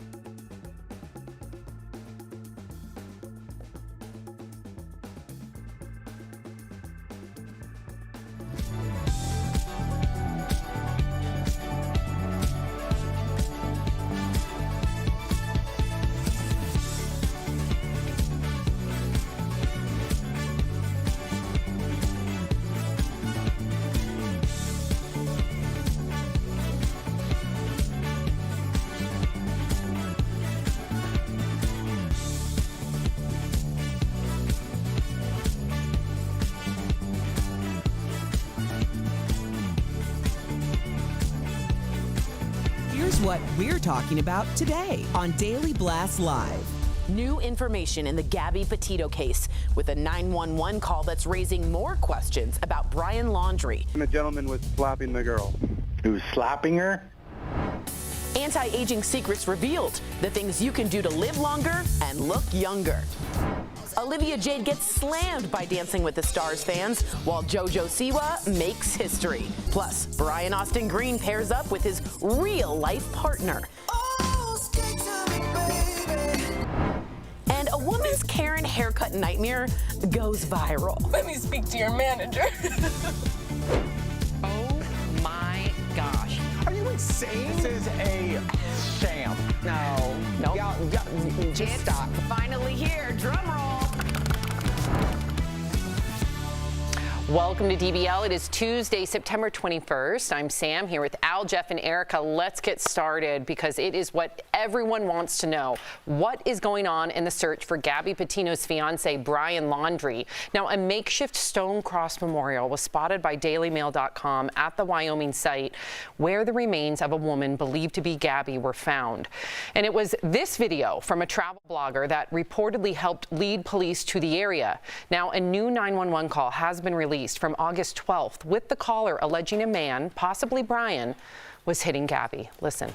I'd like to report a domestic dispute. Florida with the white van, Florida license plate, white land. We drove by and the gentleman was slapping the girl. He was slapping her? Yes, and then we stopped. They ran up and down the sidewalk. He proceeded to hit her, hopped in the car, and they drove off. Now, we've also got a text message that Gabby's mom received from Gabby's phone on August 27th. Now, according to a warrant, the text message raised alarms for her mom. The text reads, quote, "Can you help Stan? I just keep getting his voicemails and missed calls." Now, according to reports, Stan is the name of Gabby's grandfather, but her family says she never called him Stan. Meantime, police are still on the hunt for her fiance, Brian, who was last seen a week ago. So far, investigators have more than 1,000 tips from YouTubers, TikTokers, and online sleuths, but authorities are saying Brian has not been charged and is not suspected of a crime at this point. So for more of this, we are joined by lead anchor at Court TV and host of Closing Arguments with Vinnie Politan. Vinnie, thank you so much for joining us here on DBL. It's great to see you. Now, Brian was named a person of interest a week ago, and a warrant wasn't issued until this week. So many of our viewers are asking, did police botch this? Did they let him get away? What are your thoughts? Well, the first question I have is, when was the last time anyone saw him? Right? Because when police first approached the family, they were handed a card that said, "Here's our lawyer." And, you know, Brian was, they were told Brian wasn't even home at that point. So I don't know if police have ever even seen Brian Laundrie.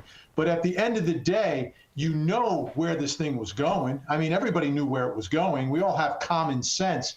So in some sense, it seems that there should have been some eyeballs on the home if in fact he was there at any point and decided to leave, and could have been, they could have kept tabs on him. So from that perspective, absolutely, they should have known where the person of interest was at all times, if they ever knew to begin with. Vinny, I think a lot of people are confused, including me. What will it take to file charges against Brian at this point? Because it seems like they obtained warrants, but they can't file charges.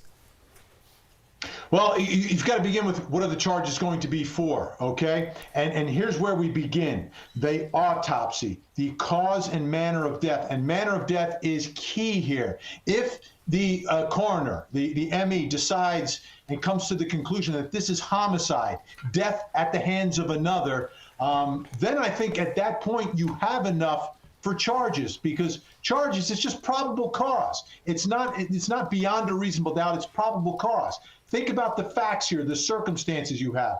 Two people get into a van and drive from the East Coast out to Wyoming.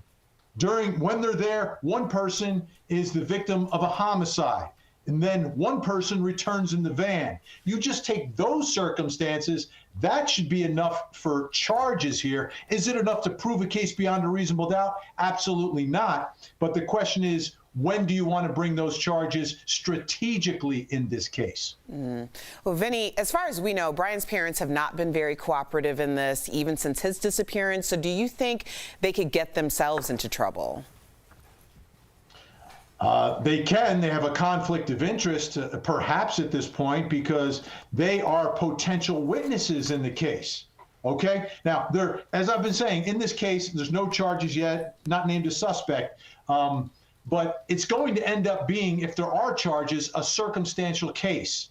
There is no direct evidence. There's no video of what happened to Gabby. There is no eyewitness to what happened to Gabby. However, there could be direct evidence if, in fact, Brian said anything to anyone, like his parents. That would then make them witnesses in the case and subject to having to testify in all of this. So they're in a messy situation right now. They have the right to remain silent. They may have a Fifth Amendment right to remain silent if, in fact, they could be charged with anything.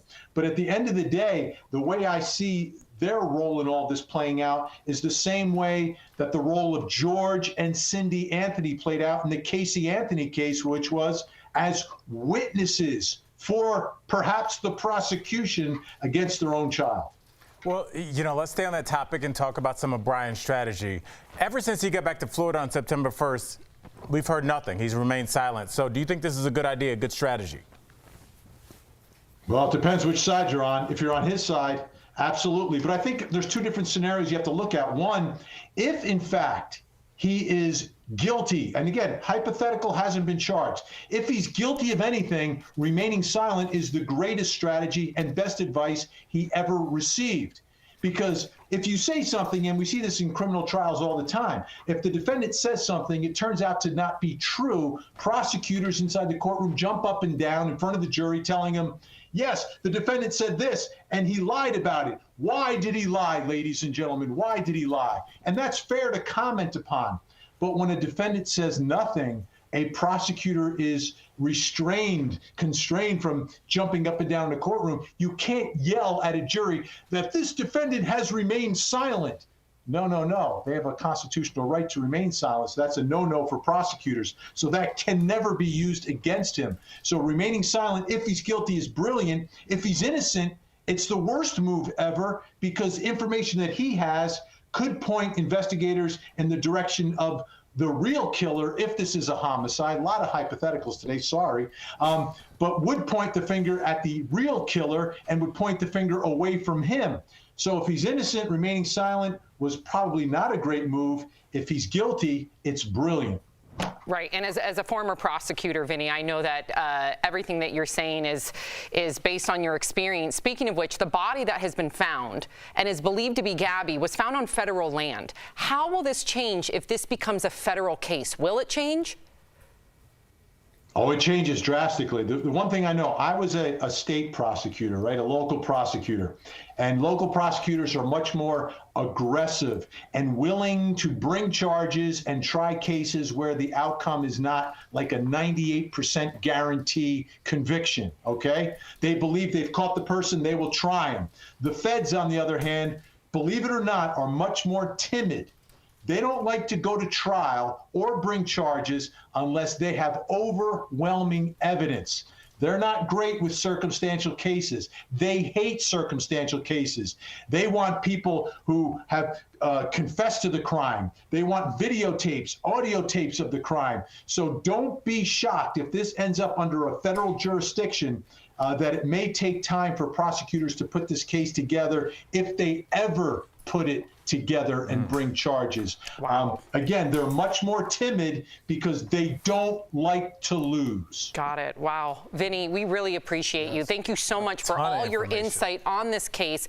And for our viewers out there, you can see more of Vinny on his Court TV show, Closing Arguments with Vinny Politan, which airs weeknights at 8 p.m. Eastern. Thank you so much, Vinny. We really appreciate you. Thanks, Have a great day. Thank you. Thank you. An action-packed night on Dancing with the Stars. We'll talk all about who stood out on the dance floor and slowing down the aging process. We're talking with an author who has all the tips and tricks for staying young. Plus, Dr. Coley here in the studio.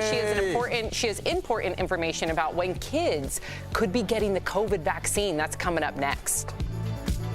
Closed captioning provided by...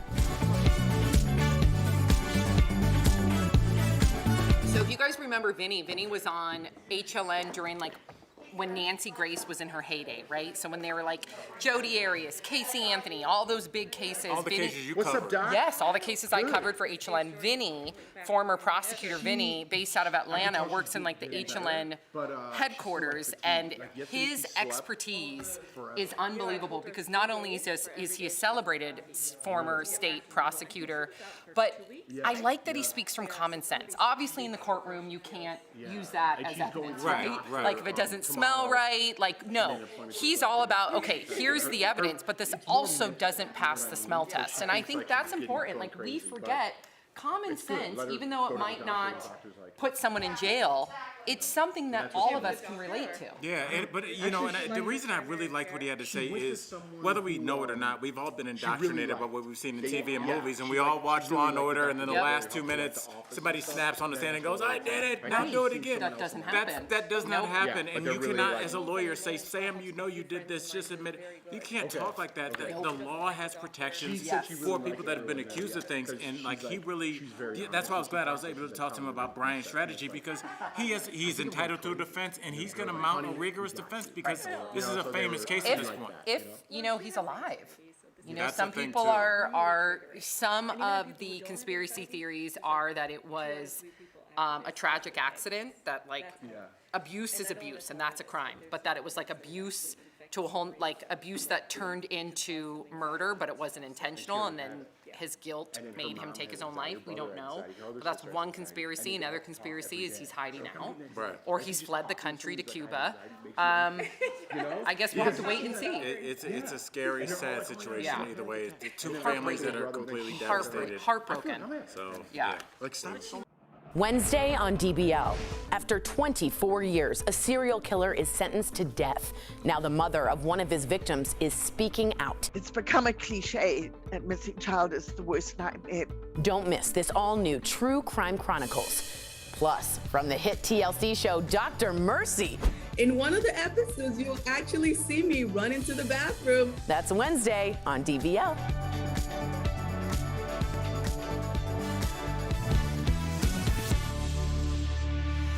Welcome back to DBL. We've got some big booster shot news, especially for all of you who got the single shot, Johnson & Johnson, like me. Okay, we're here to break it all down is Dr. Coley. She's got a new haircut. You look fabulous. You guys, so good. Okay, so Johnson & Johnson just released this new information about their booster shot. You know that I've been coming to you asking you, what do I do? Is this ever going to be approved?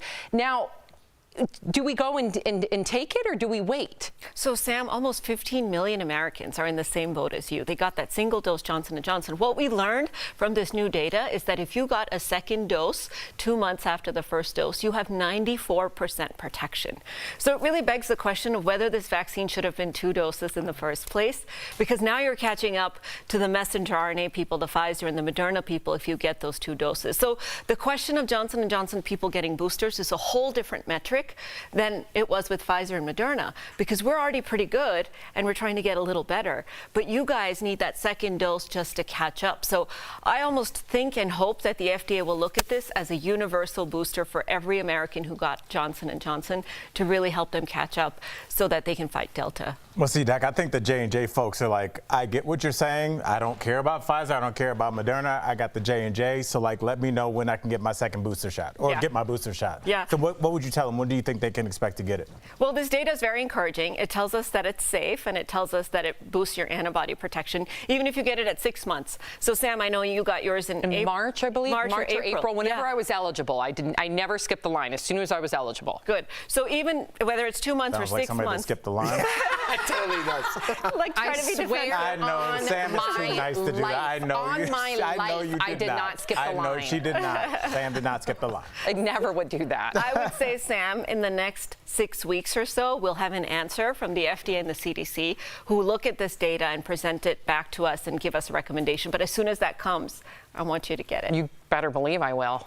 Okay. It sounds like you edited yourself there. Without skipping the line. What's wrong with me? Yeah. I'm tired. Go ahead, Jeff. All right. So Pfizer had a big announcement yesterday as well. They said their vaccine is safe for children. I believe it was 5 to 12. 5 to 11, yeah. 5 to 11. Yeah. So when is this going to take place, and is this something that I should look in for my kids? Because I have one that's turning 5. You do? I do. Oh, exciting. Okay, yeah. So this is a dose de-escalation study, which means they take a bigger dose, but then they study the smaller dose in kids. So the 10 microgram dose is what they studied, 1/3 of what the adults got.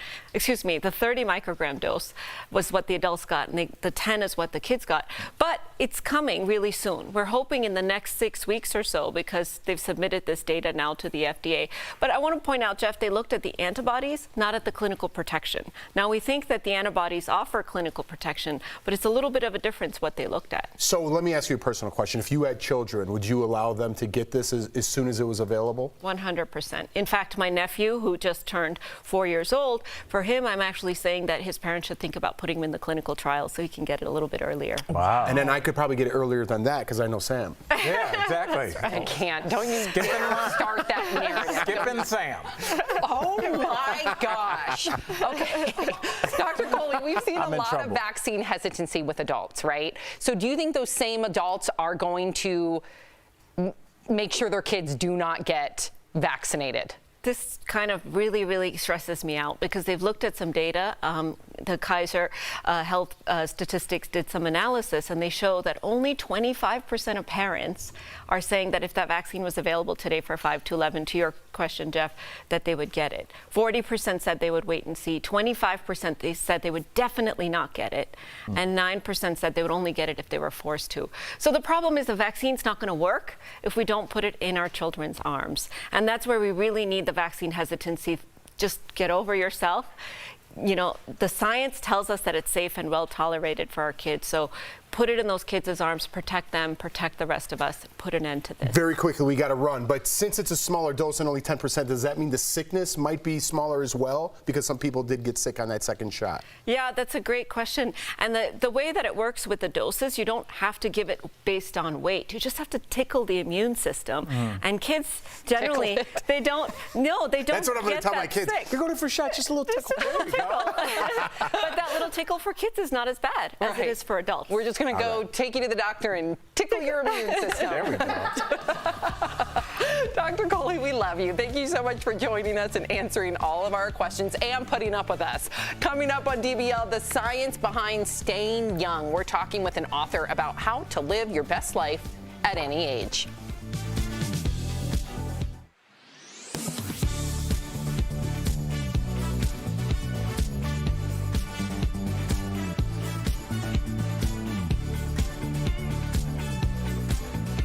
Verify here with your fast fact. When President Joe Biden was on the campaign trail, he pledged to address the amount of outstanding student loan debt.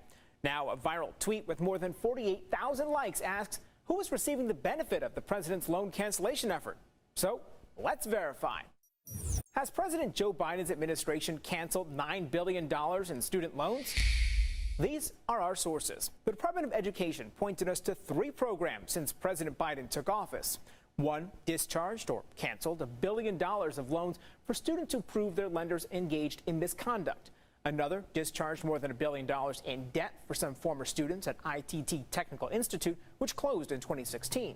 And a third is a program that discharges loans for people with disabilities. Last month, education officials said it approved nearly 500,000 people for the program. So it's true. When these programs are combined, President Biden's administration has canceled $9 billion in loans. However, that's just the drop in the bucket. The Federal Reserve estimates that's not even 1% of the nation's total student loan debt currently held by nearly 80 million Americans. With your Fast Fact, I'm Brandon Lewis.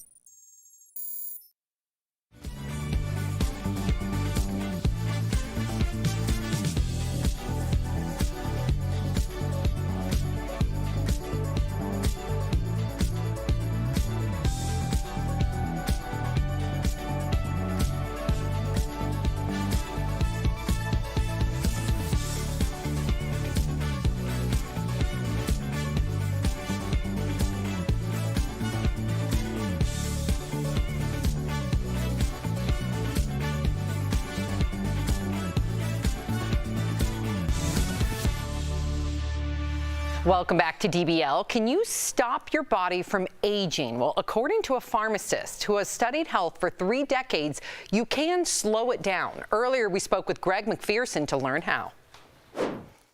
Greg, welcome to DBL. So you truly believe that in the next couple of years, living to age 100 or 120 will be the norm? Really, in just a couple of years? Well, yeah, look, absolutely. There are drugs and there are supplements that, when given to mice, can expand their lifespan by 30, 40, even 60%. So these are starting to become available to us, and what it's going to mean is that we have a much longer health span, which is the amount of time that we're healthy. Well, can you tell our audience, like, what are the biggest things that age us now? The primary reason that we age is actually is our DNA. Our DNA gets damaged over time through the diet and the things that we do during our lifestyle. And when that DNA gets broken, it actually starts to get a little confused, and that actually drives the aging process within our cells. So there are now molecules and things that we can do to actually slow that process down, just like you put sunscreen on your face to protect it from like UV rays. Interesting. Now, there are thousands of anti-aging products. I know because I've tried them. But what makes your pointers different than what's already out there? What separates yours? Yeah, you're absolutely right. There's just so many things out there talking about anti-aging. I think really what makes my book different is actually the deep science behind it. What I'm talking about and the theories inside the book are actually from leading researchers and scientists who are really starting to unpack aging. And we now have things that we can do that are accessible to all of us, which is what I put into the book. And also these molecules I was talking about, we can access things like hobamine, NMN, and fisetin, which actually slow the aging process down. Wow. Fascinating. You also recommend intermittent fasting, which our co-host Jeff, who's not here today, but it's something that he swears by. So why is it important to you to do this intermittent fasting, and how do you personally get through the hunger? Yeah. I love food, right? So I've got to do something about that, especially heading into my 50s. So I fast for 2 days a week and then just have one meal. And because when we're hungry, it allows our body, it triggers cascades essentially, which help create, almost do housekeeping in our body. And so when we eat all the time, we don't get the opportunity to do that. And it means our body doesn't break down the cells that aren't working so well. And over time, it actually compounds and it can actually shorten our life. Wow. That makes sense. Yeah, and Neanderthals back in the day, they had to get hungry enough, and that's sort of what intermittent fasting is going back to. I don't hungry enough. Well, I don't do it because I'm too hungry, but I'll work on it. You've also said that exercise helps repair cell damage, but you actually have a warning about how you schedule it. Yeah, it's really important that you do exercise regularly so that your body gets used to it. If you go out and do a run once a month and just hammer yourself, it actually is quite damaging. It puts a lot of stress on your body. So your body's an amazing thing, it adapts, and so if you do exercise regularly, that's how you're going to get the most benefit from it. Interesting. It all makes sense, right? Our bodies are machines, and someone like Greg is helping you fine-tune them, oil them. I like it. To our viewers out there, to learn more ways to slow down the clock, get Greg's book, Harnessing the 9 Hallmarks of Aging to Live Your Healthiest Life. Greg, thank you so much for joining us. Book. This is incredible. I can't wait to read your book. Thank you. Great to talk with you. Bye. Take care. We'll be right back. Promotional consideration is brought to you by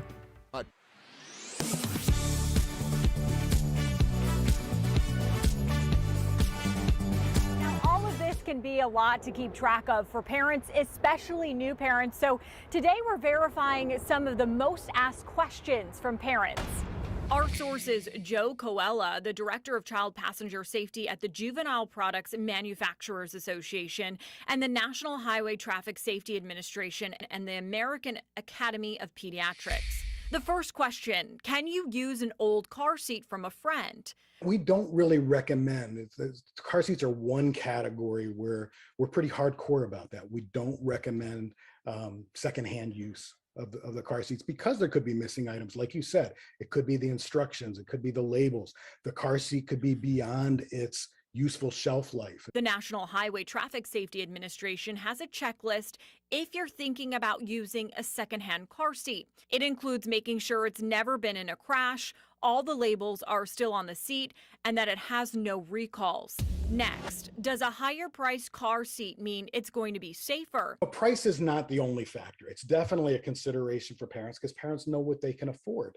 And all car seats have to meet the same stringent federal standards, regardless of the price. And finally, when should my child switch from rear-facing to front-facing? The American Academy of Pediatrics says is that children should ride rear-facing for as long as they can.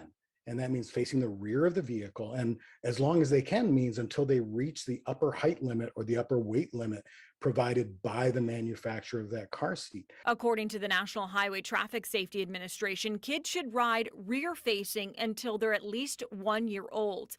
The American Academy of Pediatrics says children should ride in rear-facing car safety seats until at least age 2 years old. Both agencies note there is a chance kids could ride rear-facing all the way until they're 3 or 4 if they haven't reached the height or weight limit to move to forward-facing. With your Verify, I'm Megan Bragg.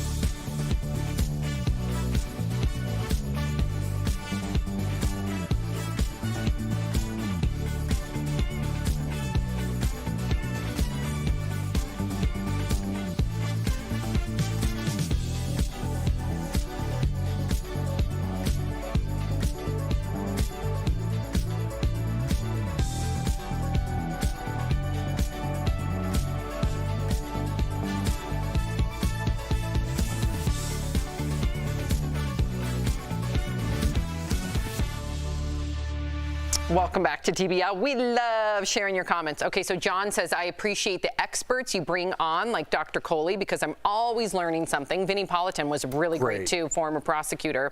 And Jessica says, I got the J&J shot like Sam, and I feel frustrated. Seems like we are always behind the others. Yeah. Yeah. I know what you're going to do, and I'm not going to let you. If you're leaving us, you can watch the second half of the show online. Watch on YouTube, dailyblastlive.com, or our DBL mobile app. But if you're sticking around, here is what's coming up. We are checking in with co-host Lindsay Granger live. We can't wait to catch up with her while she's on maternity leave. And from history-making moments to controversial contestants, we're talking all about the season premiere of Dancing with the Stars next.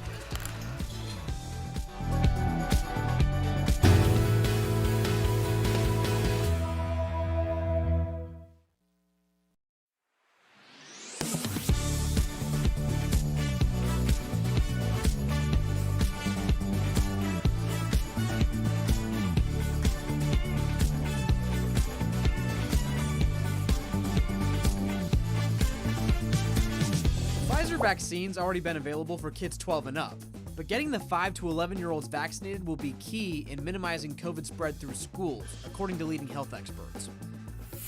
For these elementary school kids, Pfizer tested a much lower dose, about a third of the amount that's in the current shots. Even still, Pfizer says in tests the kids in this age group had antibody levels just as strong as teenagers and younger adults after their second dose. The side effects were also similar with teens getting the shot, like sore arms, fever, and achiness as their immune systems responded and got to work. The kid dosage was found to be safe, without any long-term side effects reported. However, this is still an initial study, and the FDA will require larger studies to learn more. Kids are still at a lower risk of developing severe cases of COVID compared to older adults, but there is new urgency to get them vaccinated as the school year continues and as the Delta variant continues to spread. More than 5 million kids in the U.S. have tested positive, and at least 460 have died, according to the American Academy of Pediatrics. The FDA told the Associated Press they hope to evaluate the data from Pfizer and make its decision within a matter of weeks.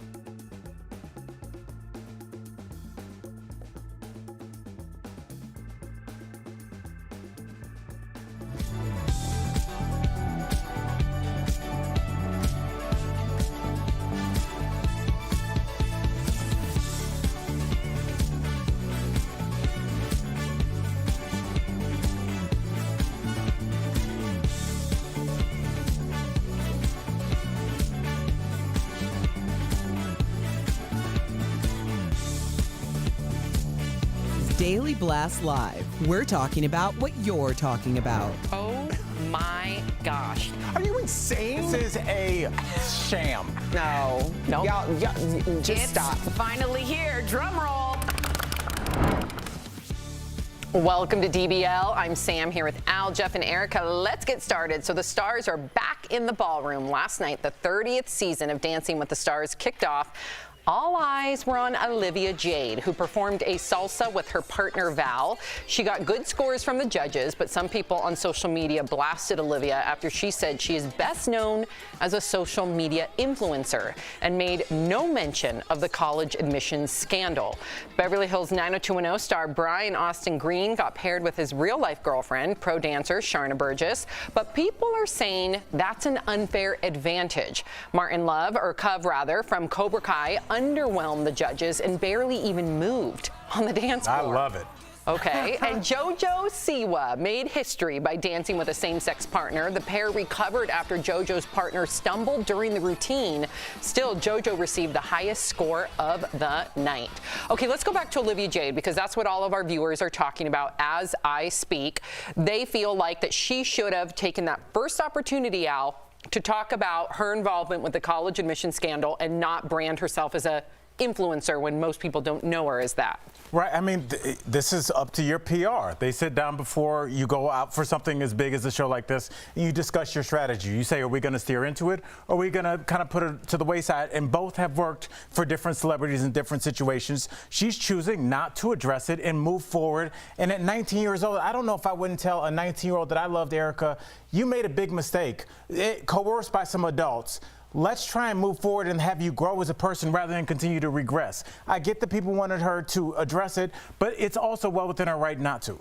Yeah, I mean, at what point do you move on from this, Erica? You're talking about comebacks. When do you move on? Her parents went to prison for this. They went to jail for this, right? She's paid her dues to society. They paid their dues to society. It's time to move on. If she's 30 years old, does she have to answer, oh, yeah, you might know me from the college admission scandal as well? It's in the past. It's over.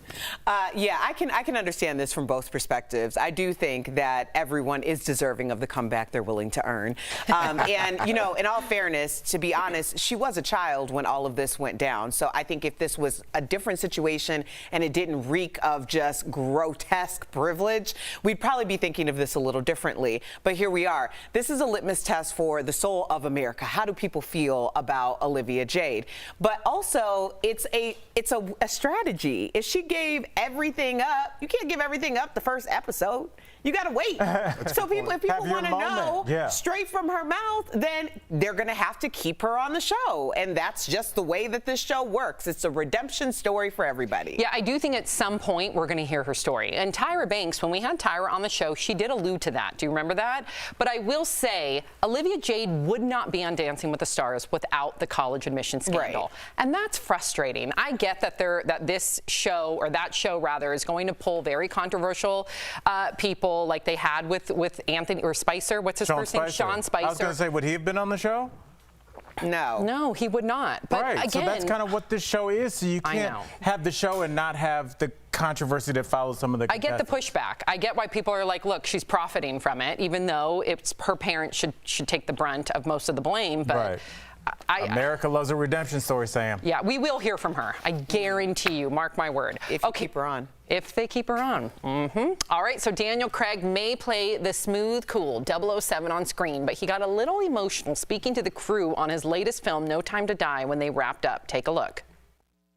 I've loved every single second of these movies, and especially this one, because I've got up every morning and I've had the chance to work with you guys. And that has been one of the greatest honors of my life. So. Daniel also recently spoke with Radio Times magazine about the future of the franchise and why he doesn't think a woman should ever play James Bond. He said, quote, there should simply be better parts for women and actors of color. Why should a woman play James Bond when there should be a part just as good as James Bond, but for a woman? We've been over this so many times on the show. People of color playing James Bond, a woman now playing James Bond. Why can't they all be James Bond but 008? And it's Jane Bond, 009, Al Jackson. Why don't they why don't they just do that? It's such an easy super lazy change. James Bond that won't leave his hotel room. I just know There's the some crime's trouble going downstairs. down. I'm like, Let me oh, my call Uber's somebody. late. I think that I mean, it's an hostage is easy fix. Don't make them 007. If you want someone else to play that role, make them 008. It's very easy to just go on that storyline. Or like we were talking about earlier, Right. make a prequel. Right. I just thought that this could fall more into like what the Star Wars universe has done, where there's like the Mandalorian, where there's his own offshoot. I feel like we could find the backstory to 006. You know, Luke Skywalker doesn't show up in the Mandalorian. It's kind of its own storyline. So I thought there'd be a cool way to do this, because if you put a woman in 007, you are going to then throw all the old tropes that are attached to James you're Bond. not. You can create a new storyline, a new look at what is your daughter dressed like for her school pictures? Black Widow. Black Widow was not the most popular superhero for a long time, but she's arguably more popular than the old school ones like the Hulk. So like there could be a rebirth and a new She wanted to be the Hulk, Bond. though. That would be dope. She did want to be the Hulk. So there could be a new Jane Bond or whatever you would call her, 006, and make a cooler storyline. James Bond is the bar, but you can always go above Why the bar. can't you have both, though? Why can't there be a double? I don't understand why people care so much. Like, I would not be up in arms if all of a sudden 007 was played by a woman or a person of color. I wouldn't be up in arms at all. I also would think it's cool if they were super creative and they came up with a different franchise like 008. Super I creative. have never been a James Bond fan. I know that a lot of, I mean, not that I don't like it, it's just that I don't follow it. And I know that there are people who are like very into this whole storyline. I don't understand it. The last I heard, Daniel Craig wasn't even interested in being James Bond. So I don't know. But I do agree with one part of his statement. Why aren't we creating storylines? And that's always been my thing. Create storylines for those voices and those people who have not been represented and haven't had their stories told. And I agree with that statement. Exactly, and that's what I'm saying. You can just take the same storyline, but if you do a 006 or 009 or whatever, now we get it. Or 004 or 00. You have the knowledge base of James Bond, so you don't have to recreate this entire universe. But you're not saying James Bond. They'd be like, oh, James Bond never stirred his martini like that. Oh, James Bond would never pull his gun like that. You're not attaching that to this new female lead, so she can make her own way. I like it. Oh, after you attacked me. What are you talking about? After you attacked me? I did not attack you. Yes, you did. When I was giving, that was you that said super creative. I thought it was you. It was you. Because it's not super creative. Yes, it is. You don't to change a number? No, I was saying the script is super creative. So fine. It's called 008. You know screwed this. up. You screwed up, and I called you on it. And then you attacked me. So and then you attacked both of us now. You're right. I will take that. Look at Erica. No, you're right. Erica, you better get her back. I messed up. Okay. A comedian is going viral on TikTok. She's very upset by her new haircut that she says makes her look like a Karen. Take a look. I just paid $300 to look like a Karen. I look like I'm on the PTA. Okay, let's practice. Let's practice. Let me speak to your manager. Oh my gosh, this is hilarious, especially because, let's put the Karen aside from it. It's just relatable. We've all paid money to get a haircut and then gotten in the car because for some reason I don't speak up. Right. And you get in the car and you're like, I don't like it. Well, that was going to be Look, he's shaking his head. I've had that. That was going to be my question as a dude, and I guess I'm going to ask you too, Jeff. Do you guys notice, like, in the middle of the haircut that this might be bad? Like Karen is actually shaking her head off camera. Yeah. Like, do you guys know? Because, I mean, black dudes, they just hit you with you don't even think about it. So this is foreign to me. I don't know. I just remember one day, this was like very early on in my natural hair journey, and I went to get my hair done in between shows, and when I came back, nobody wanted to say anything because they were like, there was like this sensitivity issue thing, and I'm like, I know. Like, it was like cut up. There was all sorts of things happening, and it was so, my hair shrinks. So if it's wet and I don't have it dried properly, it was like just. It was so sad. It was the beginning of your journey. I remember our boss being like, it's different. When you left, so I had to go in the hair and makeup room and wash my hair down just so you could see it because you couldn't see it on camera. It was so shrunken in. But Lord have mercy, that is the worst feeling when you're in the car and you're like, and then you have to get back on television. Like, Lord. Lord. And you paid for it. That's what's annoying. You're like, I paid to look like this? Yeah, because when you go to a new person, you know, I have the same barber now since I got here, and so I could tell, like, what's going on? You know, stop. Right. But, you know, sometimes I've been in chairs where you're around and you know it's bad, and you're looking in the mirror and you're like dodging the like snips. I'm like, I think it's good. I think I'm just gonna take it. I'm gonna take the pain and just go home because you know it's bad. You know you're gonna have to go to someone else to fix it, but you keep telling them and they don't understand, and you just have to move till they're just like, okay, and they take that thing off your neck for no reason. No, and it's like you say a trim and it's never a trim. It's never a trim. Because they feel like they're artists. They're like, I don't just trim, I create. Have you ever popped up during a trim? I've jumped up out my seat so they couldn't. No, you did not. Yes, I did. That's what you know how hard it is to grow out curly hair? Yeah. It takes 4 times as long. Don't just be going willy-nilly chopping. What you doing? Chopping off 12 months. You got to work on the head bob. Work on the head bob. All right, coming up on DBL, we are catching up with co-host Lindsay Granger.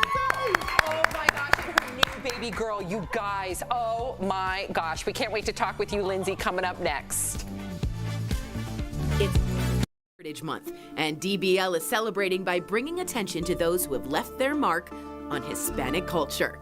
Today, we honor Sonia Sotomayor. In 2009, she became the first Hispanic Supreme Court Justice of the United States. Her rulings include upholding the Affordable Care Act twice and legalizing same-sex marriage in all 50 states. Recently, she has taken on the state of Texas, writing a scathing letter about the state's abortion bill, proving she's a judge who will always speak her mind and stand by her beliefs. Closed captioning provided by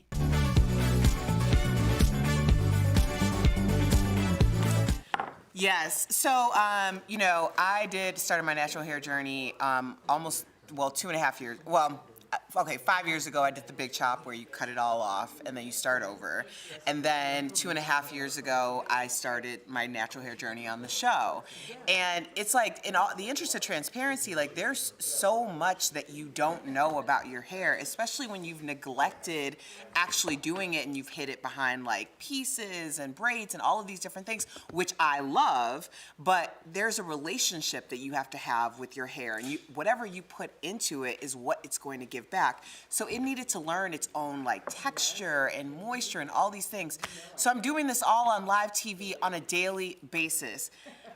I am the strongest person on earth right now, okay? Like I am like, no one can say anything to me because I know that I'm stronger than that. But when you're going and you're trying to figure it out, sometimes you go to professionals who also are starting their natural hair journey as a professional doing it. So it's a partnership, and I've had some really great partners. In fact, I've had very few bad experiences, but occasionally something happens where someone treats your hair the same way that they treated a different texture, and it just doesn't work out. So when you're on live TV, that manifests in some pretty awkward moments, but you know what? We've gotten through. I'm at a point where I feel very confident about the way I look and how my hair is going to go. So yeah, but for those of you who are on a natural hair journey right now, be strong, stay the course, and give your hair all the love that it deserves, because I assure you, it will love you back. It will love you back, baby. Tori Shulman, Al Jackson, Erica Cobb, Jeff Schroeder, Sam Shocker. This is my show, baby. Celebrating our 5th year and going strong, DBL is always all new every day.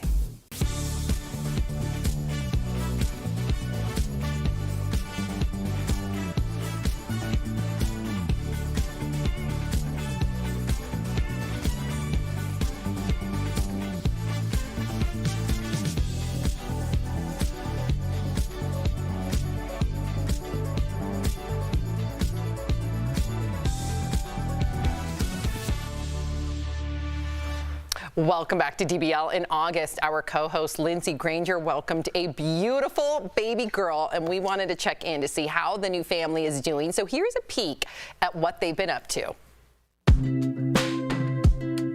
All right, how has life changed since having the baby? Every single thing is like, she's the boss of my life. I have no control. Are you holding your pacifier by yourself? When she's tired, I gotta be tired. When she's up, I gotta get up. Yeah, spend no sleep. You like me? She looks just like you. And I've been earning the right to be called a dad. I want to tell y'all right now. Yeah, I left him here for a couple hours, and he had a couple of bottles of pumped milk, and he was, rationing them things out because we just started pumping. And what happened? She screamed for like 2 hours straight. I didn't want to see her cry. But now I know that if she cries, nothing happens. So I'm just learning every day. Oh. My favorite part about seeing you as a mom has been seeing your growth. Seeing you, gain patience out of nowhere. The most rewarding part for me, it was crazy in the hospital, when I heard her cry. Sorry. And you saw me. Like they put her on me chest and they were like, "Do you like her?" And I was like, "I really like her," like hysterical. And so me just learning how to love her every single day is probably the best, coolest part for me. And now it's just like full speed ahead. Full speed ahead, Gosh, Lindsay joins us live. There she is. It is so good to see you. Hi, guys. Honestly, Lindsay, we are just in awe of how you've embraced motherhood, how you've just shined in so many different aspects, and I can't tell you how beautifully perfect your baby girl is. Thank you. It's been so crazy and fun. On the one hand, I'm like, I'm never going to be able to get ready for this moment and be a mom. But then 2 weeks, 3 weeks in, you're like, okay, holding her with like one hand. Like you told me, Sam, picking up things with my feet, just like moving around like a pro. Girlfriend, first of all, I did just see y'all, so I'm not going to be weird about it. And you did all the things. I mean, you had a baby, you got a new house, and I know how you're doing, but tell everyone else how you're adjusting to your new family and all the new great blessings that they've brought. It's amazing. Like, I think that as someone who you guys make fun of because I can sleep till noon as a grown woman, I can't do that anymore. But I'm really adjusting. Like, I don't feel exhausted. I thought if I got no sleep, I would feel that way. It's just like been a blessing. And plus I had my mom, Colin's mom, and my dad here for like a month almost helping out. And then all of you guys, like these flowers behind me, Al gave me, Jeff gave me some of the zip things that I can easily change her diaper, which have been a blessing because snapping those things at 2 o'clock in the morning will not work. And Erica, you did so much for us. So I really just appreciate having a family out here and really feeling like I have a support system, including Bert and Lynn, our bosses. They've been awesome, just really helping me through this whole process. Yeah, I mean, full disclosure, Lindsay, when we left your spot last night, my girl Mary turned to me and goes, "How did they look like that? Like, you guys looked so chill. You guys looked like pretty well rested for new parents, so we're just happy for you guys and your little bundle of joy there. Just made our night. You're holding your daughter there, and has having a daughter made you look at your mom differently and like her journey with you? Yeah, because I know that, when you're like a bratty teen, you kind of just like talking back to your mom, doing all this stuff. Like, she can look at me and be like, listen, I missed sleep for you. I changed you. I did everything for you. So like, I can't imagine this kid when she's going to get sassy, I'm sure, in her teens, like all kids do. Like, excuse me? Excuse me. So like, yeah, I think that, I respect my mom and I've always have, but I understand like what she went through to raise 3 of us was probably crazy. And so you just look at your parents differently as a whole, and you just kind of like, as you get older, I think naturally you embrace a new relationship with your parents, where that you talk to them about more stuff and become their friends. But now I think I really have a whole different perspective and respect for what they did for us and how they raised us to be the people that we are. They raised a great daughter. I know. I just wish we could have you on like all the time, like with your daughter. Just come in the studio. Let me tell you, getting this makeup on was a disaster. Colin was trying to feed her, she was crying. So let me tell you, it's probably not happening that often, but I will do my best. Or come on with no makeup. We're so proud of you, Lindsay. Enjoy your time with your baby girl, and we cannot wait to meet her in person. Thank you. Say bye, Kinsley. Bye, Kinsley. Love you, girl. See you later. Guys.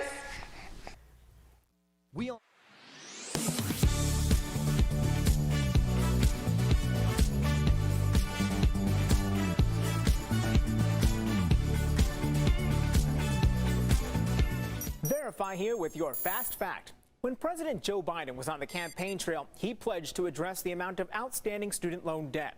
Now, a viral tweet with more than 48,000 likes asks, who is receiving the benefit of the president's loan cancellation effort. So let's verify. Has President Joe Biden's administration canceled $9 billion in student loans? These are our sources. The Department of Education pointed us to 3 programs since President Biden took office. One discharged or canceled $1 billion of loans for students who proved their lenders engaged in misconduct. Another discharged more than $1 billion in debt for some former students at ITT Technical Institute, which closed in 2016.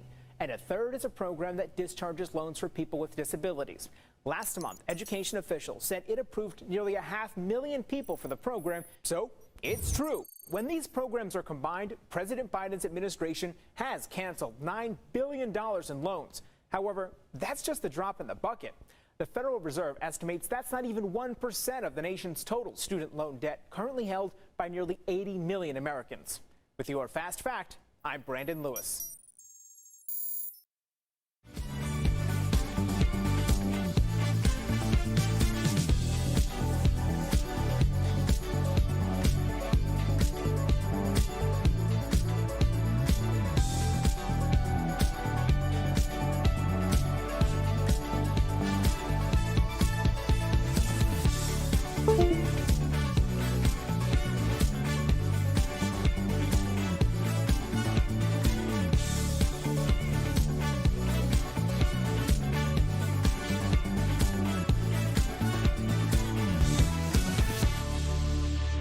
Welcome back to DBL. Are you planning to retire early with health care tied to employment in the U.S.? Early retirees can have a hard time getting covered until their Medicare benefits kick in at 65. So we're going to chat about it on today's Bang for Your Buck presented by The Hartford. If you're looking for a health care plan, the best place to turn for coverage until your 65th birthday is healthcare.gov.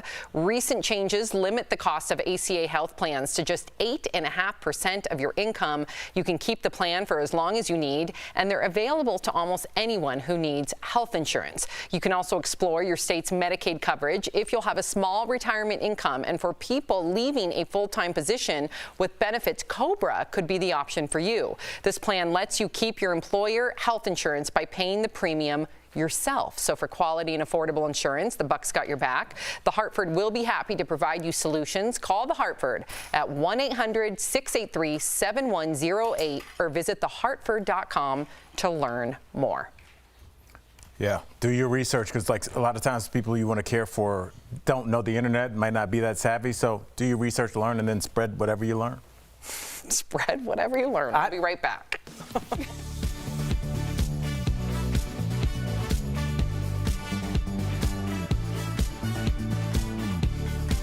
Promotional consideration is brought to you by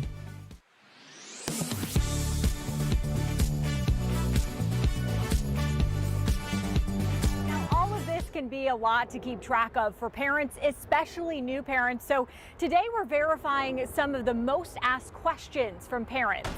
Our source is Joe Coella, the Director of Child Passenger Safety at the Juvenile Products Manufacturers Association and the National Highway Traffic Safety Administration and the American Academy of Pediatrics. The first question, can you use an old car seat from a friend? We don't really recommend, car seats are one category where we're pretty hardcore about that. We don't recommend secondhand use of the car seats because there could be missing items. Like you said, it could be the instructions, it could be the labels. The car seat could be beyond its useful shelf life. The National Highway Traffic Safety Administration has a checklist if you're thinking about using a secondhand car seat. It includes making sure it's never been in a crash, all the labels are still on the seat, and that it has no recalls.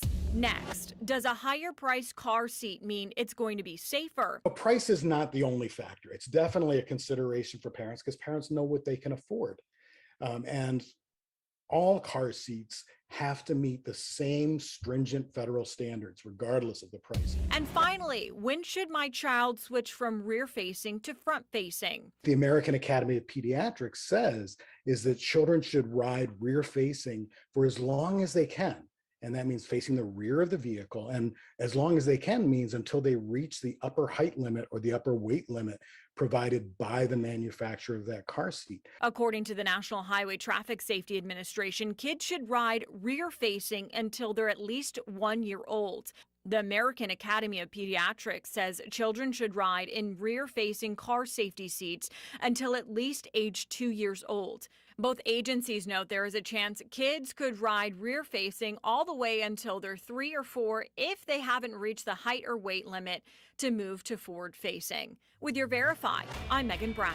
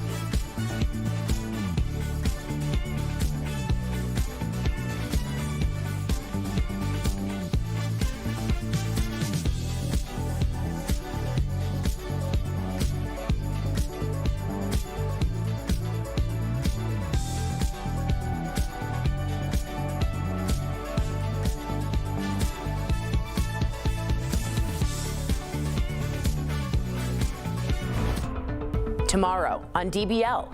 After 24 years, a serial killer is sentenced to death. Now the mother of one of his victims is speaking out. It's become a cliche that missing child is the worst nightmare.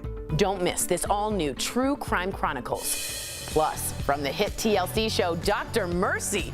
In one of the episodes, you'll actually see me run into the bathroom. That's tomorrow on DBL. Welcome back to DBL. Before we go, we have to give a big celebrity birthday shout out to Bill Murray. Turned 71 today. Happy birthday, Bill. But that's not the only birthday. It's also our senior supervising producer's birthday, Patty. Happy birthday, Patty. And she's got her cowgirl boots on, looking fierce today. Yes, ready. She's got Patty. big things coming up.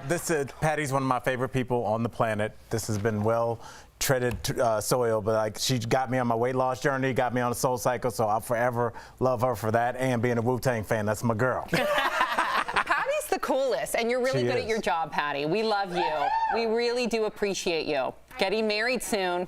Let's see a little birthday dance. Patty! Okay. Patty! We know that's not happening.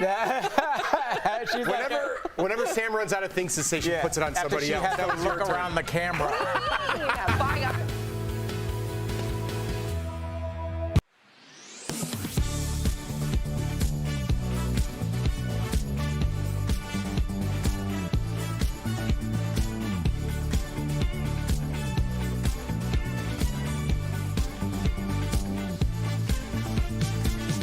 Visor Vaccines already been available for kids 12 and up, but getting the 5 to 11-year-olds vaccinated will be key in minimizing COVID spread through schools, according to leading health experts. For these elementary school kids, Pfizer tested a much lower dose, about a third of the amount that's in the current shots. Even still, Pfizer says in tests the kids in this age group had antibody levels just as strong as teenagers and younger adults after their second dose. The side effects were also similar with teens getting the shot, like sore arms, fever, and achiness as their immune systems responded and got to work. The kid dosage was found to be safe, without any long-term side effects reported. However, this is still an initial study, and the FDA will require larger studies to learn more. Kids are still at a lower risk of developing severe cases of COVID compared to older adults, but there is new urgency to get them vaccinated as the school year continues and as the Delta variant continues to spread. More than 5 million kids in the U.S. have tested positive, and at least 460 have died, according to the American Academy of Pediatrics. The FDA told the Associated Press they hope to evaluate the data from Pfizer and make its decision within a matter of weeks.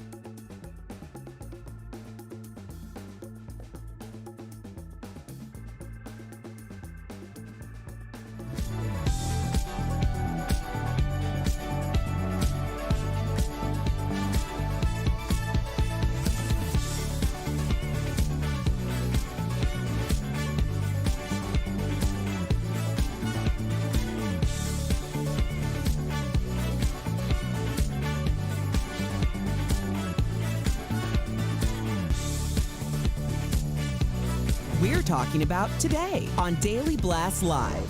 New information in the Gabby Patino case with a 911 call that's raising more questions about Brian Laundrie. The gentleman was slapping the girl. He was slapping her? Anti-aging secrets revealed, the things you can do to live longer and look younger. Olivia Jade gets slammed by Dancing with the Stars fans, while JoJo Siwa makes history. Plus, Brian Austin Green pairs up with his real-life partner. And a woman's Karen haircut nightmare goes viral. Let me speak to your manager. Oh my gosh. Are you insane? This is a sham. No. Nope. Y'all, just stop. Finally here, drum roll. Welcome to DBL. It is Tuesday, September 21st. I'm Sam here with Al, Jeff, and Erica. Let's get started because it is what everyone wants to know. What is going on in the search for Gabby Patino's fiance, Brian Laundrie? Now, a makeshift stone cross memorial was spotted by DailyMail.com at the Wyoming site where the remains of a woman believed to be Gabby were found. And it was this video from a travel blogger that reportedly helped lead police to the area. Now, a new 911 call has been released from August 12th with the caller alleging a man, possibly Brian, was hitting Gabby. Listen. I'd like to report a domestic dispute. Florida with the white van, Florida license plate, white land. We drove by and the gentleman was slapping the girl. He was slapping her? Yes, and then we stopped. They ran up and down the sidewalk. He proceeded to hit her, hopped in the car, and they drove off. Now, we've also got a text message that Gabby's mom received from Gabby's phone on August 27th. Now, according to a warrant, the text message raised alarms for her mom. The text reads, quote, "Can you help Stan? I just keep getting his voicemails and missed calls." Now, according to reports, Stan is the name of Gabby's grandfather, but her family says she never called him Stan. Meantime, police are still on the hunt for her fiance, Brian, who was last seen a week ago. So far, investigators have more than 1,000 tips from YouTubers, TikTokers, and online sleuths, but authorities are saying Brian has not been charged and is not suspected of a crime at this point. So for more of this, we are joined by lead anchor at Court TV and host of Closing Arguments with Vinnie Politan. Vinnie, thank you so much for joining us here on DBL. It's great to see you. Now, Brian was named a person of interest a week ago, and a warrant wasn't issued until this week. So many of our viewers are asking, did police botch this? Did they let him get away? What are your thoughts? Well, the first question I have is, when was the last time anyone saw him? Right? Because when police first approached the family, they were handed a card that said, "Here's our lawyer." And, you know, Brian was, they were told Brian wasn't even home at that point. So I don't know if police have ever even seen Brian Laundrie. But at the end of the day, you know where this thing was going. I mean, everybody knew where it was going. We all have common sense. So in some sense, it seems that there should have been some eyeballs on the home if in fact he was there at any point and decided to leave, and could have been, they could have kept tabs on him. So from that perspective, absolutely, they should have known where the person of interest was at all times, if they ever knew to begin with. Vinny, I think a lot of people are confused, including me. What will it take to file charges against Brian at this point? Because it seems like they obtained warrants, but they can't file charges. Well, you've got to begin with what are the charges going to be for, okay? And here's where we begin. The autopsy, the cause and manner of death. And manner of death is key here. If the coroner, the ME, decides and comes to the conclusion that this is homicide, death at the hands of another, then I think at that point you have enough for charges, because charges, it's just probable cause. It's not beyond a reasonable doubt, it's probable cause. Think about the facts here, the circumstances you have. Two people get into a van and drive from the East Coast out to Wyoming. When they're there, one person is the victim of a homicide, and then one person returns in the van. You just take those circumstances, that should be enough for charges here. Is it enough to prove a case beyond a reasonable doubt? Absolutely not. But the question is, when do you want to bring those charges strategically in this case? Well, Vinny, as far as we know, Brian's parents have not been very cooperative in this, even since his disappearance. So do you think they could get themselves into trouble? They can. They have a conflict of interest, perhaps at this point, because they are potential witnesses in the case. Okay? Now, as I've been saying, in this case, there's no charges yet, not named a suspect. But it's going to end up being, if there are charges, a circumstantial case. There is no direct evidence. There's no video of what happened to Gabby. There is no eyewitness to what happened to Gabby. However, there could be direct evidence if, in fact, Brian said anything to anyone, like his parents. That would then make them witnesses in the case and subject to having to testify in all of this. So they're in a messy situation right now. They have the right to remain silent. They may have a Fifth Amendment right to remain silent if, in fact, they could be charged with anything. But at the end of the day, the way I see their role in all this playing out is the same way that the role of George and Cindy Anthony played out in the Casey Anthony case, which was as witnesses for perhaps the prosecution against their own child. Well, let's stay on that topic and talk about some of Brian's strategy. Ever since he got back to Florida on September 1st, we've heard nothing. He's remained silent. So do you think this is a good idea, a good strategy?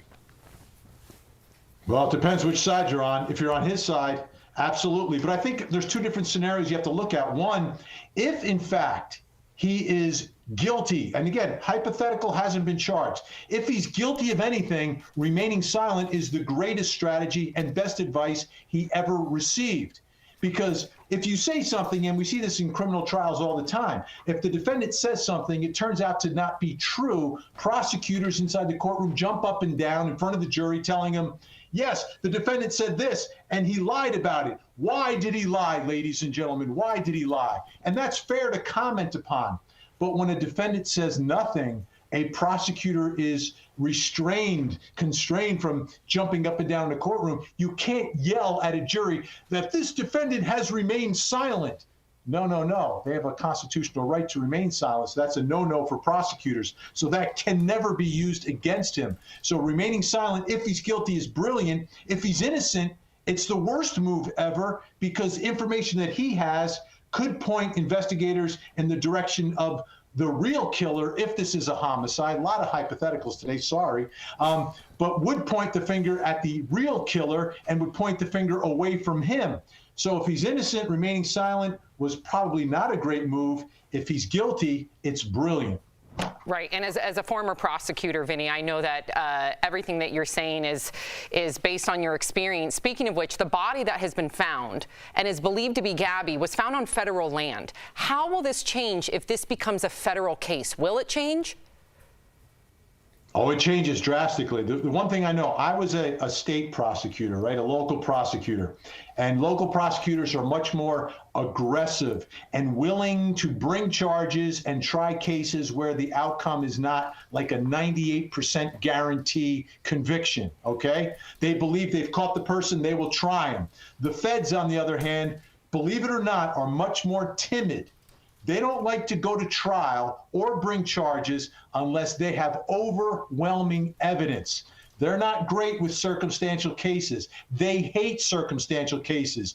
They want people who have confessed to the crime. They want videotapes, audio tapes of the crime. So don't be shocked if this ends up under a federal jurisdiction, that it may take time for prosecutors to put this case together, if they ever put it together and bring charges. Wow. Again, they're much more timid because they don't like to lose. Got it. Wow. Vinny, we really appreciate you. Thank you so much for all your insight on this case. And for our viewers out there, you can see more of Vinny on his Court TV show, Closing Arguments with Vinny Politan, which airs weeknights at 8 p.m. Eastern. Thank you so much, Vinny. We really appreciate you. Thanks, Have a great day. Thank you. Thank you. An action-packed night on Dancing with the Stars. We'll talk all about who stood out on the dance floor and slowing down the aging process. We're talking with an author who has all the tips and tricks for staying young. Plus, Dr. Coley here in the studio. She has important information about when kids could be getting the COVID vaccine. That's coming up next. Closed captioning provided by...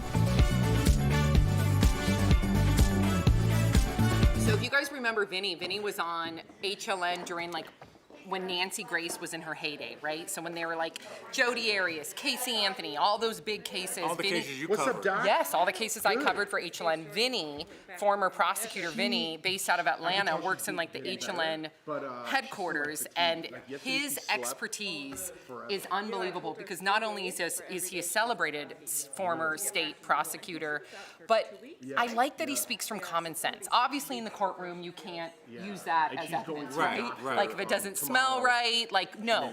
He's all about, okay, here's the evidence, but this also doesn't pass the smell test. And I think that's important. We forget common sense, even though it might not put someone in jail, it's something that all of us can relate to. Yeah, the reason I really liked what he had to say is, whether we know it or not, we've all been indoctrinated by what we've seen in TV and movies, and we all watch Law and Order, and then the last 2 minutes, somebody snaps on the stand and goes, I did it, now do it again. That doesn't happen. That does not happen, and you cannot, as a lawyer, say, Sam, you know you did this, just admit it. You can't talk like that. The law has protections for people that have been accused of things, and he really, that's why I was glad I was able to talk to him about Brian's strategy, because he's entitled to a defense, and he's going to mount a rigorous defense because this is a famous case at this point. If he's alive. That's Some the thing, people too. are some of the conspiracy theories are that it was a tragic accident, that abuse is abuse and that's a crime, but that it was abuse to a whole, abuse that turned into murder, but it wasn't intentional, and then his guilt made him take his own life. We don't know. But that's one conspiracy. Another conspiracy is he's hiding out. Right. Or he's fled the country to Cuba. I guess we'll have to wait and see. It's a scary, sad situation either way. The two families that are completely devastated. Heartbroken. So, yeah. Wednesday on DBL. After 24 years, a serial killer is sentenced to death. Now the mother of one of his victims is speaking out. It's become a cliche that missing child is the worst nightmare. Don't miss this all-new True Crime Chronicles. Plus, from the hit TLC show Dr. Mercy. In one of the episodes, you'll actually see me run into the bathroom. That's Wednesday on DBL.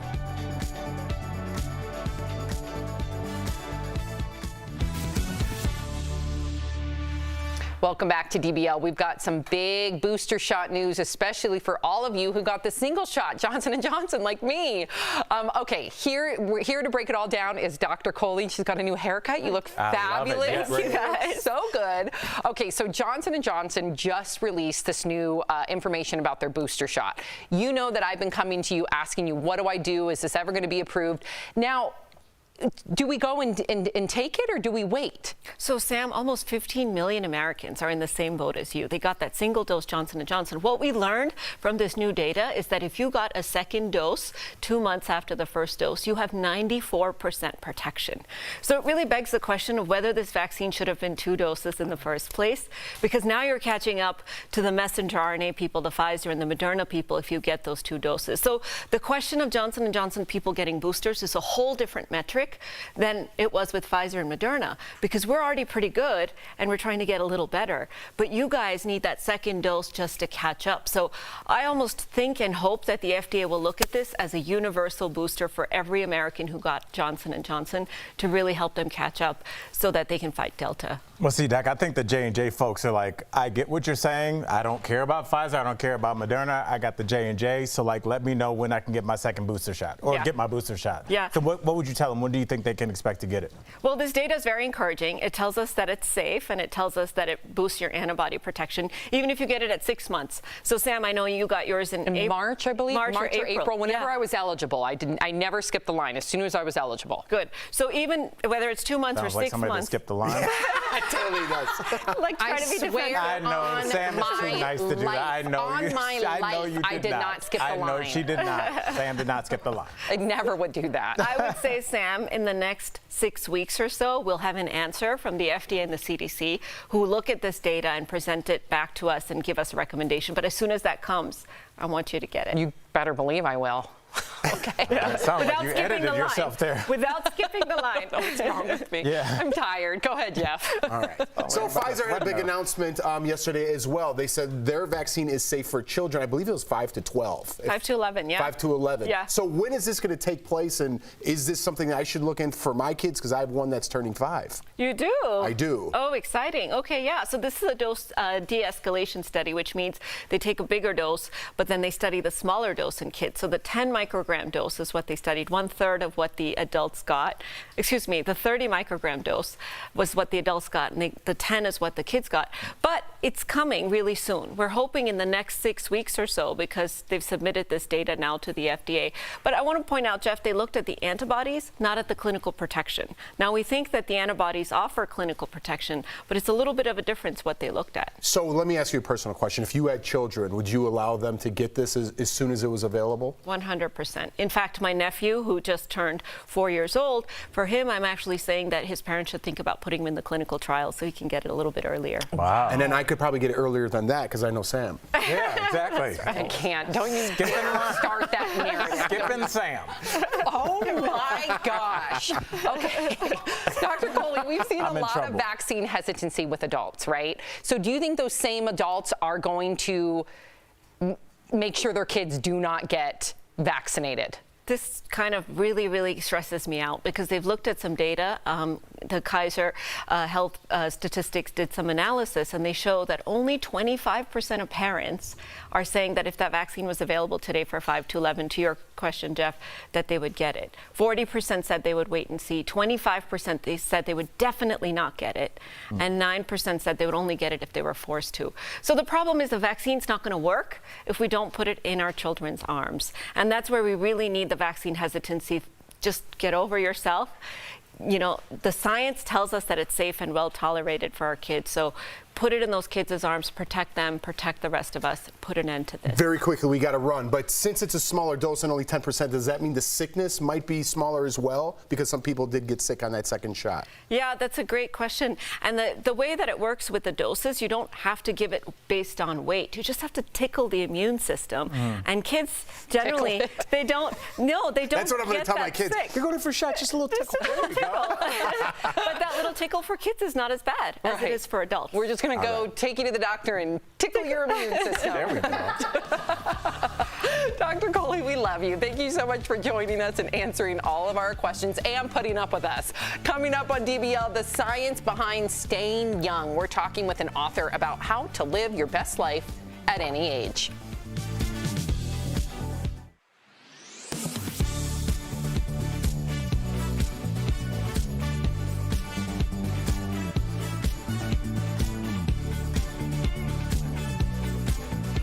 Verify here with your fast fact. When President Joe Biden was on the campaign trail, he pledged to address the amount of outstanding student loan debt. Now, a viral tweet with more than 48,000 likes asks, who is receiving the benefit of the president's loan cancellation effort? So, let's verify. Has President Joe Biden's administration canceled $9 billion in student loans? These are our sources. The Department of Education pointed us to 3 programs since President Biden took office. One discharged or canceled $1 billion of loans for students who proved their lenders engaged in misconduct. Another discharged more than $1 billion in debt for some former students at ITT Technical Institute, which closed in 2016. And a third is a program that discharges loans for people with disabilities. Last month, education officials said it approved nearly 500,000 people for the program, so it's true. When these programs are combined, President Biden's administration has canceled $9 billion in loans. However, that's just the drop in the bucket. The Federal Reserve estimates that's not even 1% of the nation's total student loan debt currently held by nearly 80 million Americans. With your Fast Fact, I'm Brandon Lewis.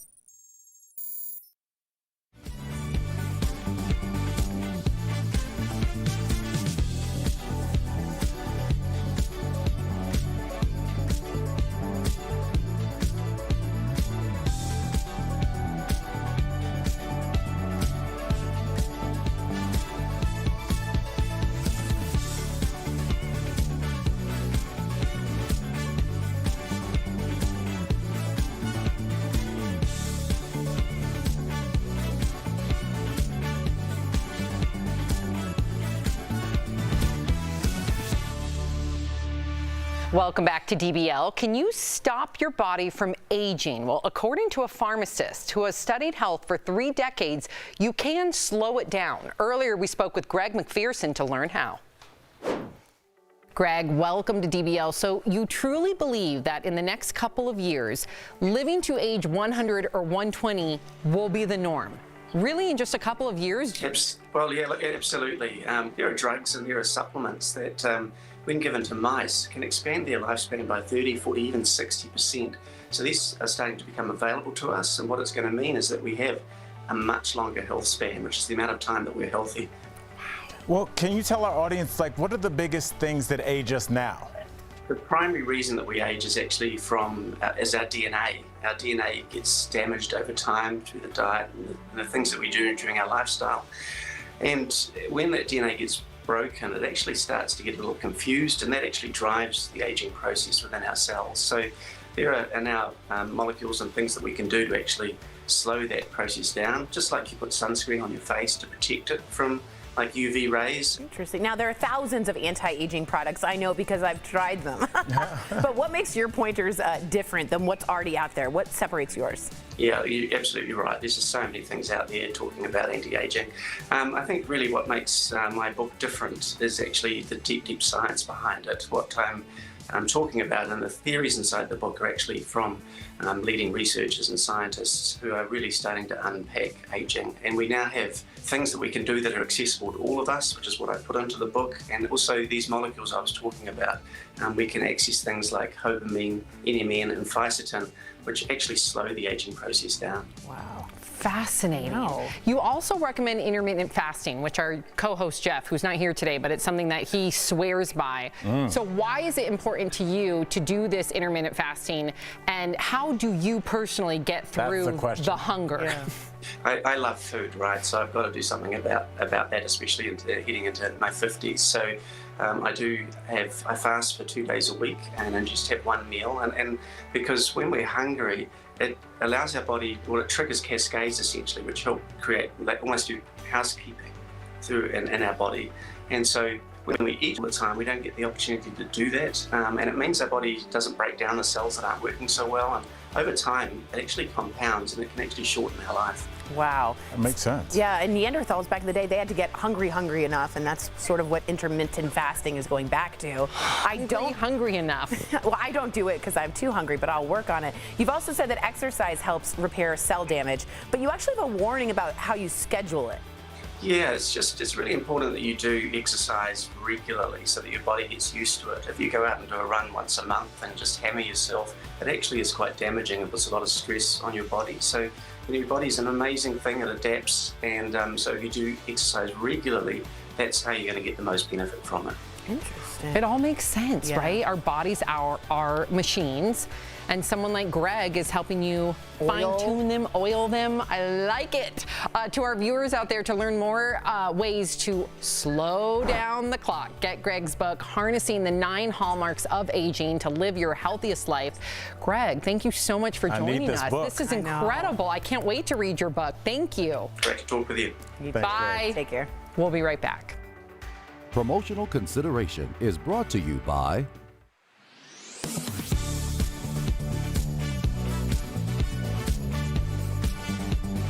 All of this can be a lot to keep track of for parents, especially new parents. So today we're verifying some of the most asked questions from parents. Our sources, Joe Coella, the director of child passenger safety at the Juvenile Products Manufacturers Association, and the National Highway Traffic Safety Administration, and the American Academy of Pediatrics. The first question, can you use an old car seat from a friend? We don't really recommend, car seats are one category where we're pretty hardcore about that. We don't recommend secondhand use of the car seats because there could be missing items. Like you said, it could be the instructions, it could be the labels. The car seat could be beyond its useful shelf life. The National Highway Traffic Safety Administration has a checklist if you're thinking about using a secondhand car seat. It includes making sure it's never been in a crash, all the labels are still on the seat, and that it has no recalls. Next, does a higher priced car seat mean it's going to be safer? Price is not the only factor. It's definitely a consideration for parents because parents know what they can afford. And all car seats have to meet the same stringent federal standards, regardless of the price. And finally, when should my child switch from rear-facing to front-facing? The American Academy of Pediatrics says is that children should ride rear-facing for as long as they can. And that means facing the rear of the vehicle. And as long as they can means until they reach the upper height limit or the upper weight limit provided by the manufacturer of that car seat. According to the National Highway Traffic Safety Administration, kids should ride rear-facing until they're at least 1 year old. The American Academy of Pediatrics says children should ride in rear-facing car safety seats until at least age 2 years old. Both agencies note there is a chance kids could ride rear-facing all the way until they're 3 or 4 if they haven't reached the height or weight limit to move to forward-facing. With your Verify, I'm Megan Bragg.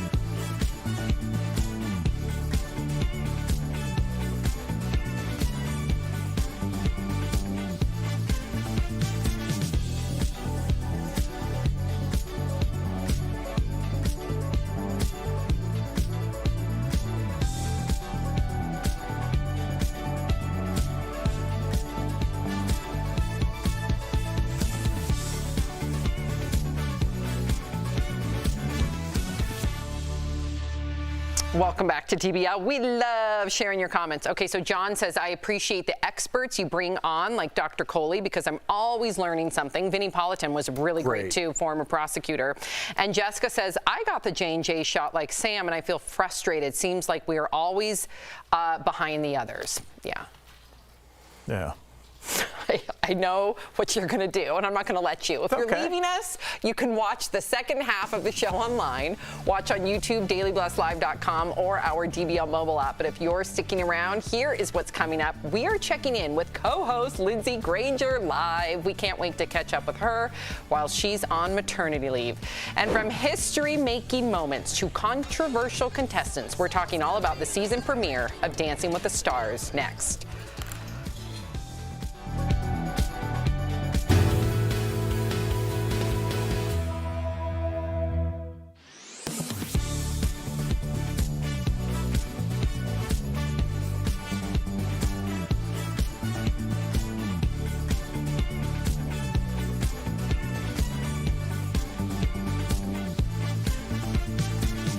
Visor Vaccines already been available for kids 12 and up, but getting the 5 to 11-year-olds vaccinated will be key in minimizing COVID spread through schools, according to leading health experts.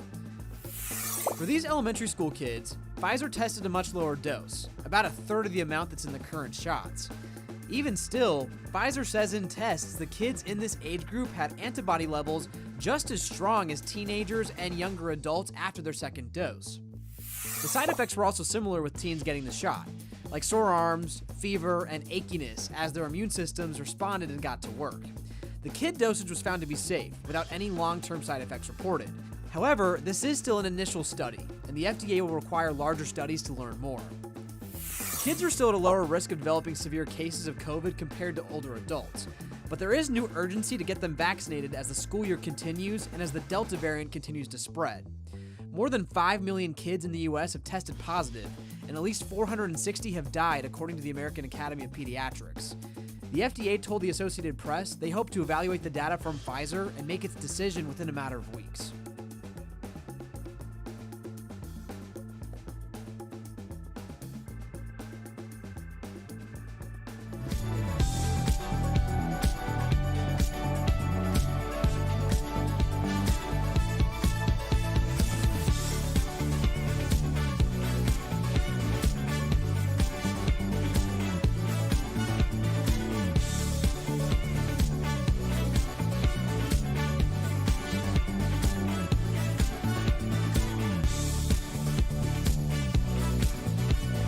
This is Daily Blast Live. We're talking about what you're talking about. Oh my gosh. Are you insane? This is a sham. No. Nope. Y'all just It's stop. finally here. Drum roll.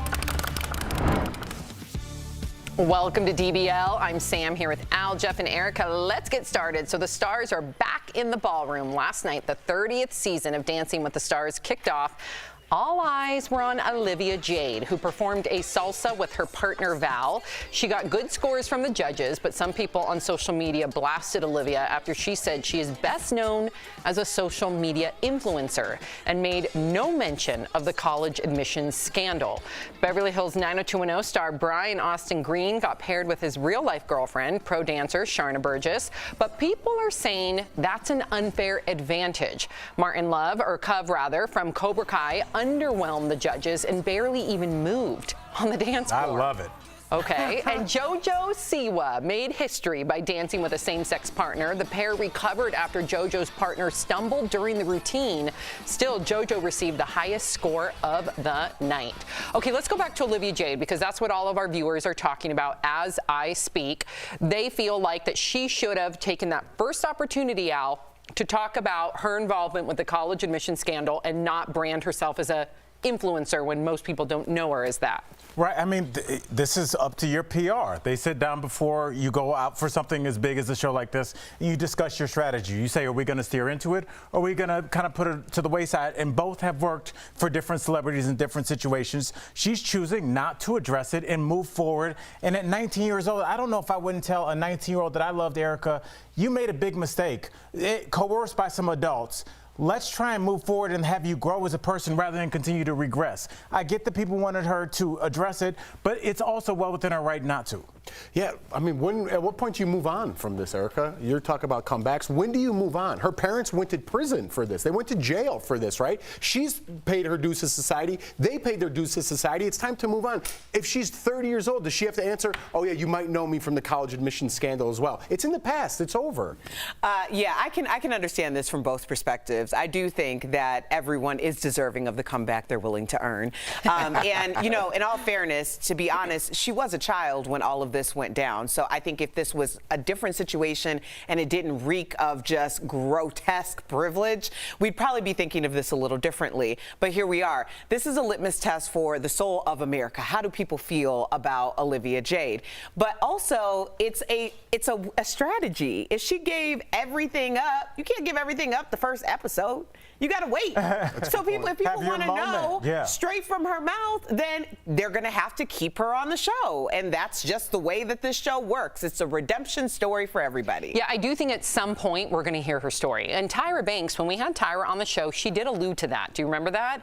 But I will say, Olivia Jade would not be on Dancing with the Stars without the college admission scandal. Right. And that's frustrating. I get that this show, or that show rather, is going to pull very controversial people like they had with Anthony or Spicer. What's his first name? Sean Spicer. I was going to say, would he have been on the show? No, he would not. But right. Again, so that's kind of what this show is. So you can't have the show and not have the controversy that follows some of the I get the pushback. I get why people are like, look, she's profiting from it, even though it's her parents should take the brunt of most of the blame. But right. America loves a redemption story, Sam. Yeah, we will hear from her. I guarantee you. Mark my word. If you keep her on. If they keep her on. All right, so Daniel Craig may play the smooth, cool 007 on screen, but he got a little emotional speaking to the crew on his latest film, No Time to Die, when they wrapped up. Take a look. I've loved every single second of these movies, and especially this one, because I've got up every morning and I've had the chance to work with you guys. And that has been one of the greatest honors of my life. So. Daniel also recently spoke with Radio Times magazine about the future of the franchise and why he doesn't think a woman should ever play James Bond. He said, quote, there should simply be better parts for women and actors of color. Why should a woman play James Bond when there should be a part just as good as James Bond, but for a woman? We've been over this so many times on the show. People of color playing James Bond, a woman now playing James Bond. Why can't they all be James Bond but 008? And it's Jane Bond, 009, Al Jackson. Why don't they why don't they just do that? It's such an easy super lazy change. James Bond that won't leave his hotel room. I just know There's the some crime's trouble going downstairs. down. I'm like, Let me oh, my call Uber's somebody. late. I think that I mean, it's an easy fix. Don't make them 007. If you want someone else to play that role, make them 008. It's very easy to just go on that storyline, or like we were talking about earlier, make a prequel. Right. I just thought that this could fall more into like what the Star Wars universe has done, where there's like the Mandalorian, where there's his own offshoot. I feel like we could find the backstory to 006. You know, Luke Skywalker doesn't show up in the Mandalorian. It's kind of its own storyline. So I thought there'd be a cool way to do this, because if you put a woman in 007, you are going to then throw all the old tropes that are attached to James Bond. Not. You can create a new storyline, a new look at what did your daughter dress like for her school pictures? Black Widow. Black Widow was not the most popular superhero for a long time, but she's arguably more popular than the old school ones like the Hulk. So like there could be a rebirth and a new Jane Bond. Though. That would be dope. She did want to be the Hulk. So there could be a new Jane Bond or whatever you would call her, 006, and make a cooler storyline. James Bond is the bar, but you can always go above the bar. Why can't you have both, though? Why can't there be a double? I don't understand why people care so much. Like, I would not be up in arms if all of a sudden 007 was played by a woman or a person of color. I wouldn't be up in arms at all. I also would think it's cool if they were super creative and they came up with a different franchise like 008.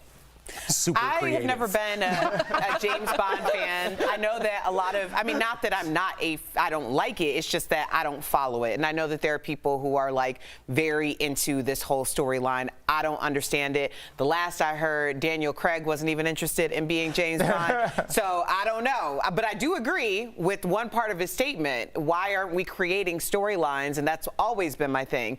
Create storylines for those voices and those people who have not been represented and haven't had their stories told. And I agree with that statement. Exactly. And that's what I'm saying. You can just take the same storyline, but if you do a 006 or 009 or whatever, now we get it. Or 004 or 00. You have the knowledge base of James Bond, so you don't have to recreate this entire universe, but you're not saying James Bond, they'd be like, oh, James Bond never stirred his martini like that. Oh, James Bond would never pull his gun like that. You're not attaching that to this new female lead, so she can make her own way. I like it. Oh, after you attacked me. What are you talking about? After you attacked me? I did not attack you. Yes, you did. When I was giving, that was you that said super creative. I thought it was you. It was you. Because it's not super creative. Yes, it is. You don't to change a number? No, I was saying the script is super creative. So fine. It's called 008. You know screwed this. up. You screwed up, and I called you on it. And then you attacked me. So and then you attacked both of us now. You're right. I will take that. Look at Erica. No, you're right. Erica, you gotta get her back. I messed up. Okay. A comedian is going viral on TikTok. She's very upset by her new haircut that she says makes her look like a Karen. Take a look. I just paid $300 to look like a Karen. I look like I'm on the PTA. Okay, let's practice. Let's practice. Let me speak to your manager.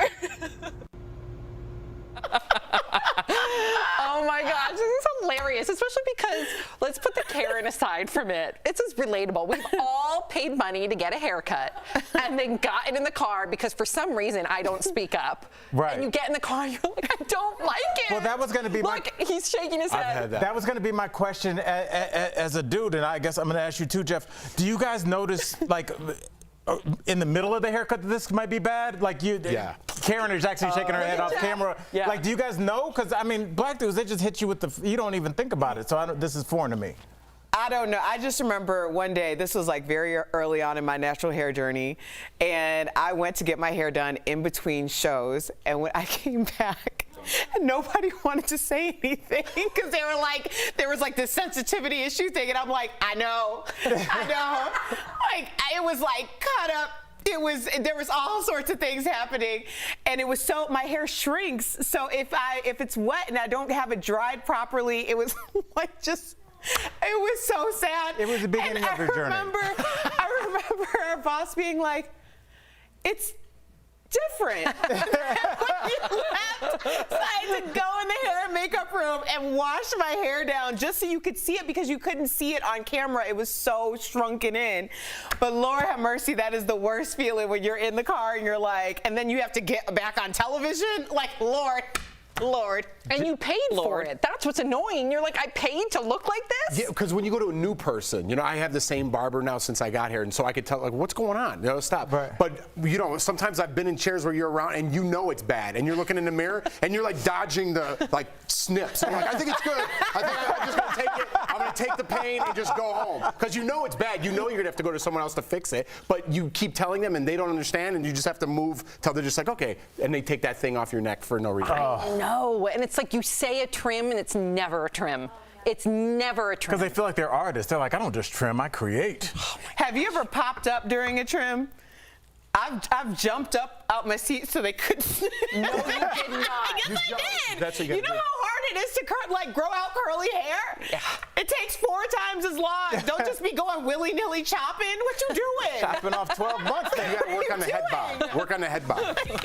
All right, coming up on DBL, we are catching up with co-host Lindsay Granger. Oh my gosh, and her new baby girl, you guys. Oh my gosh, we can't wait to talk with you, Lindsay, coming up next. It's Hispanic Heritage Month, and DBL is celebrating by bringing attention to those who have left their mark on Hispanic culture.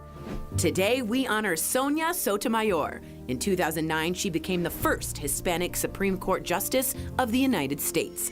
Her rulings include upholding the Affordable Care Act twice and legalizing same-sex marriage in all 50 states.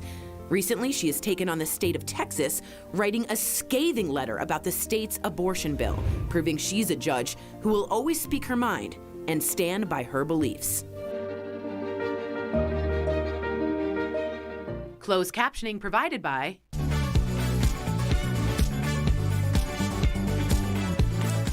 Yes. So, you know, I started my natural hair journey almost, 2.5 years. Okay, 5 years ago, I did the big chop where you cut it all off and then you start over. And then 2.5 years ago, I started my natural hair journey on the show. And it's like, in all the interest of transparency, like there's so much that you don't know about your hair, especially when you've neglected actually doing it and you've hid it behind like pieces and braids and all of these different things, which I love, but there's a relationship that you have to have with your hair. And whatever you put into it is what it's going to give back. So it needed to learn its own like texture and moisture and all these things. So I'm doing this all on live TV on a daily basis. I am the strongest person on earth right now, okay? Like I am like, no one can say anything to me because I know that I'm stronger than that. But when you're going and you're trying to figure it out, sometimes you go to professionals who also are starting their natural hair journey as a professional doing it. So it's a partnership, and I've had some really great partners.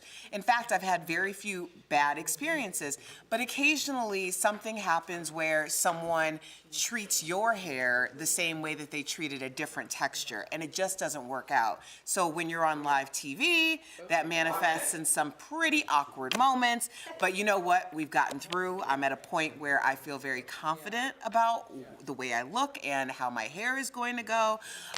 So yeah, but for those of you who are on a natural hair journey right now, be strong, stay the course, and give your hair all the love that it deserves, because I assure you, it will love you back.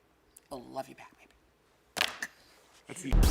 Tori Schulman, Al Jackson, Erica Cobb, Jeff Schroeder, Sam Shocker. This is my show, baby. Celebrating our 5th year and going strong, DBL is always all new every day.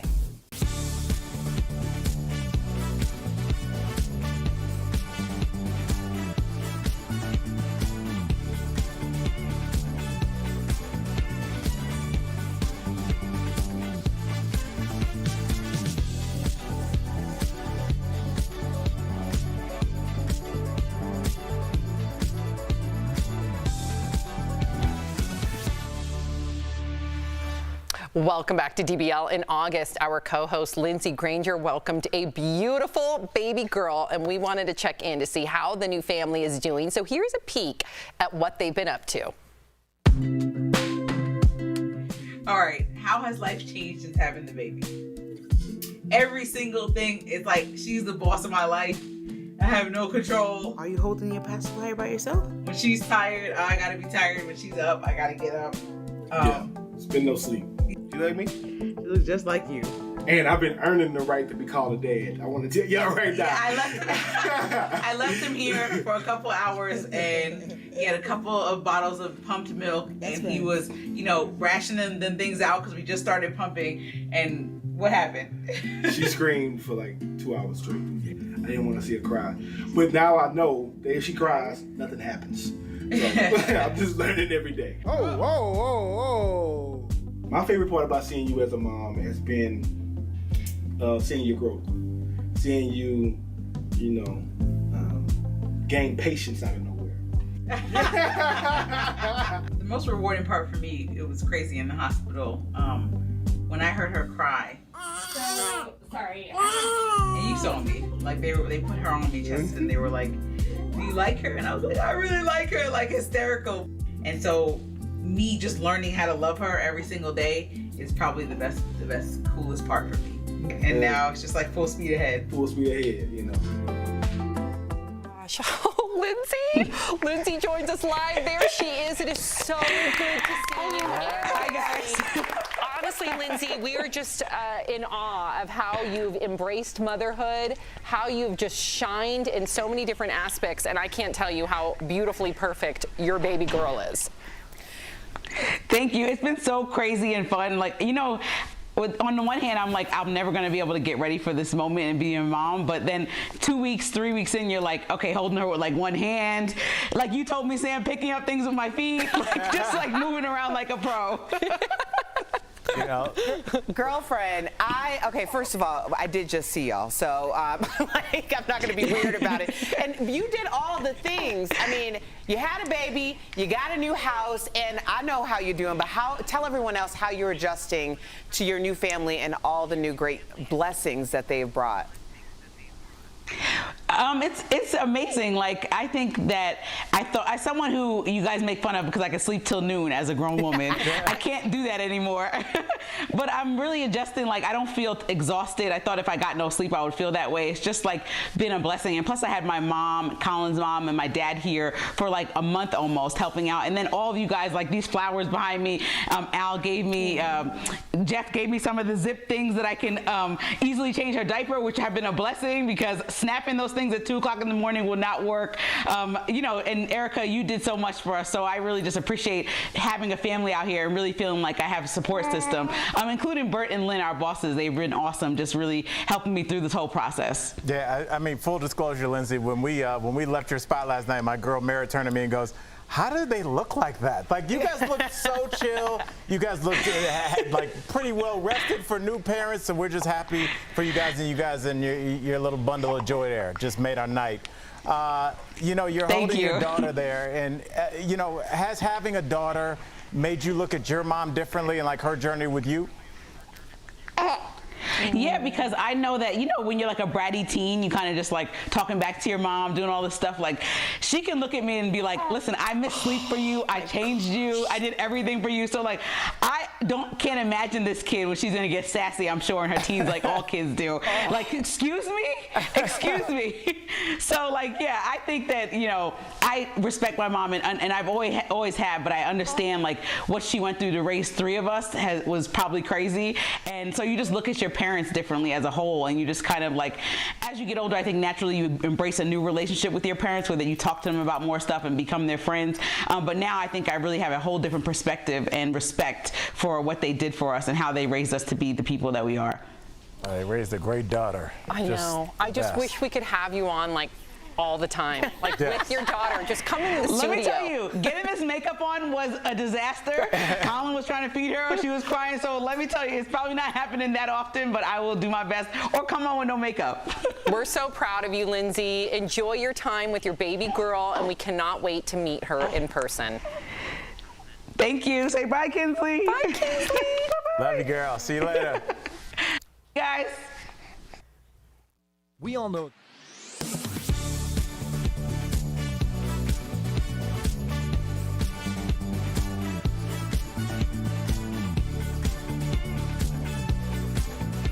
Verify here with your fast fact. When President Joe Biden was on the campaign trail, he pledged to address the amount of outstanding student loan debt. Now, a viral tweet with more than 48,000 likes asks, who is receiving the benefit of the president's loan cancellation effort. So let's verify. Has President Joe Biden's administration canceled $9 billion in student loans? These are our sources. The Department of Education pointed us to 3 programs since President Biden took office. One discharged or canceled $1 billion of loans for students who proved their lenders engaged in misconduct. Another discharged more than $1 billion in debt for some former students at ITT Technical Institute, which closed in 2016. And a third is a program that discharges loans for people with disabilities. Last month, education officials said it approved nearly 500,000 people for the program, so it's true. When these programs are combined, President Biden's administration has canceled $9 billion in loans. However, that's just the drop in the bucket. The Federal Reserve estimates that's not even 1% of the nation's total student loan debt, currently held by nearly 80 million Americans. With your Fast Fact, I'm Brandon Lewis.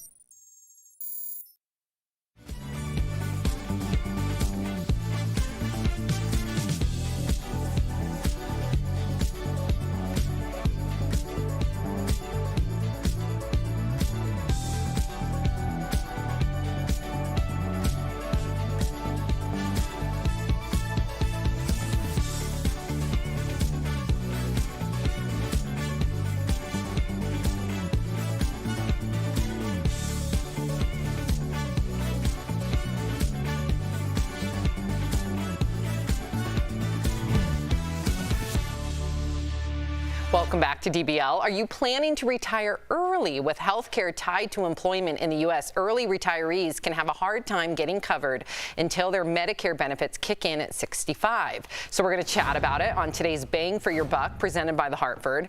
If you're looking for a health care plan, the best place to turn for coverage until your 65th birthday is healthcare.gov.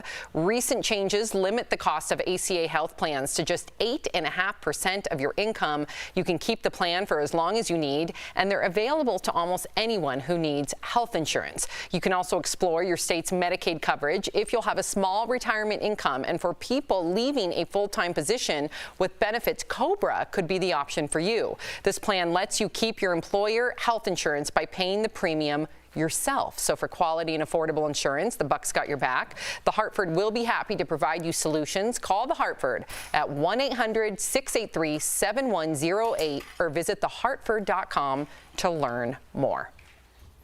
Yeah, do your research, because like a lot of times people you want to care for don't know the internet, might not be that savvy. So do your research, learn, and then spread whatever you learn. Spread whatever you learn. I'll be right back.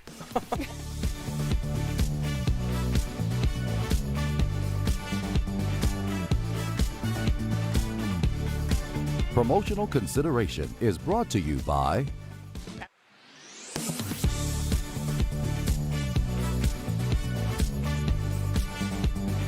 All of this can be a lot to keep track of for parents, especially new parents. So today we're verifying some of the most asked questions from parents.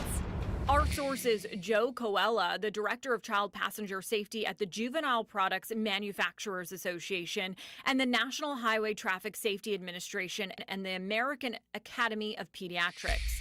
The first question, can you use an old car seat from a friend? We don't really recommend, car seats are one category where we're pretty hardcore about that. We don't recommend secondhand use of the car seats because there could be missing items. Like you said, it could be the instructions, it could be the labels.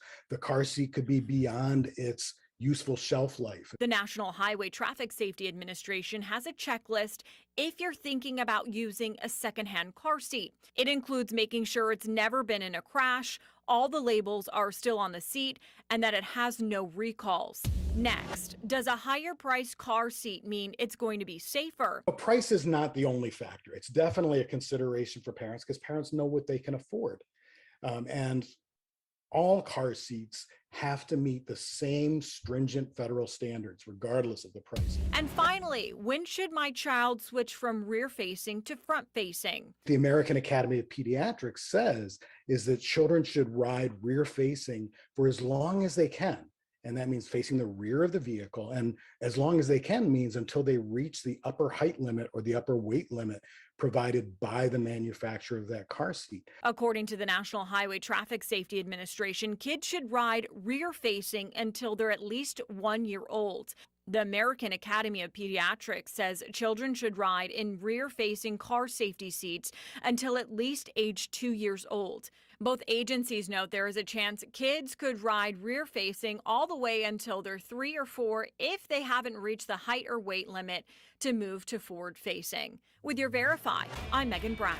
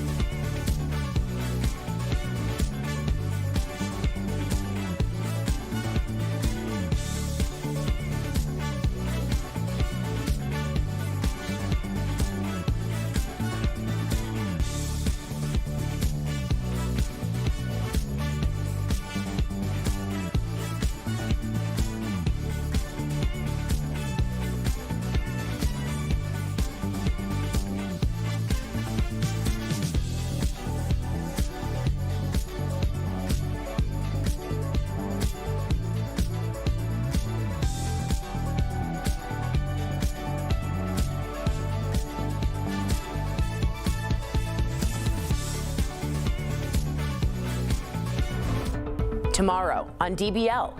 After 24 years, a serial killer is sentenced to death. Now the mother of one of his victims is speaking out. It's become a cliche that missing child is the worst nightmare. Don't miss this all-new True Crime Chronicles. Plus, from the hit TLC show Dr. Mercy. In one of the episodes, you'll actually see me run into the bathroom. That's tomorrow on DBL. Welcome back to DBL. Before we go, we have to give a big celebrity birthday shout out to Bill Murray. Turned 71 today. Happy birthday, Bill. But that's not the only birthday. It's also our senior supervising producer's birthday, Patty. Happy birthday, Patty. And she's got her cowgirl boots on, looking fierce today. Yes, ready. She's got Patty. big things coming up. Patty's one of my favorite people on the planet. This has been well treaded soil, but like she got me on my weight loss journey, got me on a soul cycle, so I'll forever love her for that, and being a Wu-Tang fan. That's my girl. Patty's the coolest, and you're really good at your job, Patty. We love you. We really do appreciate you. Getting married soon. Let's see a little birthday dance. Patty! Okay. Patty! We know that's not happening. Whenever Sam runs out of things to say, she puts it on somebody After else. she has to look around the camera.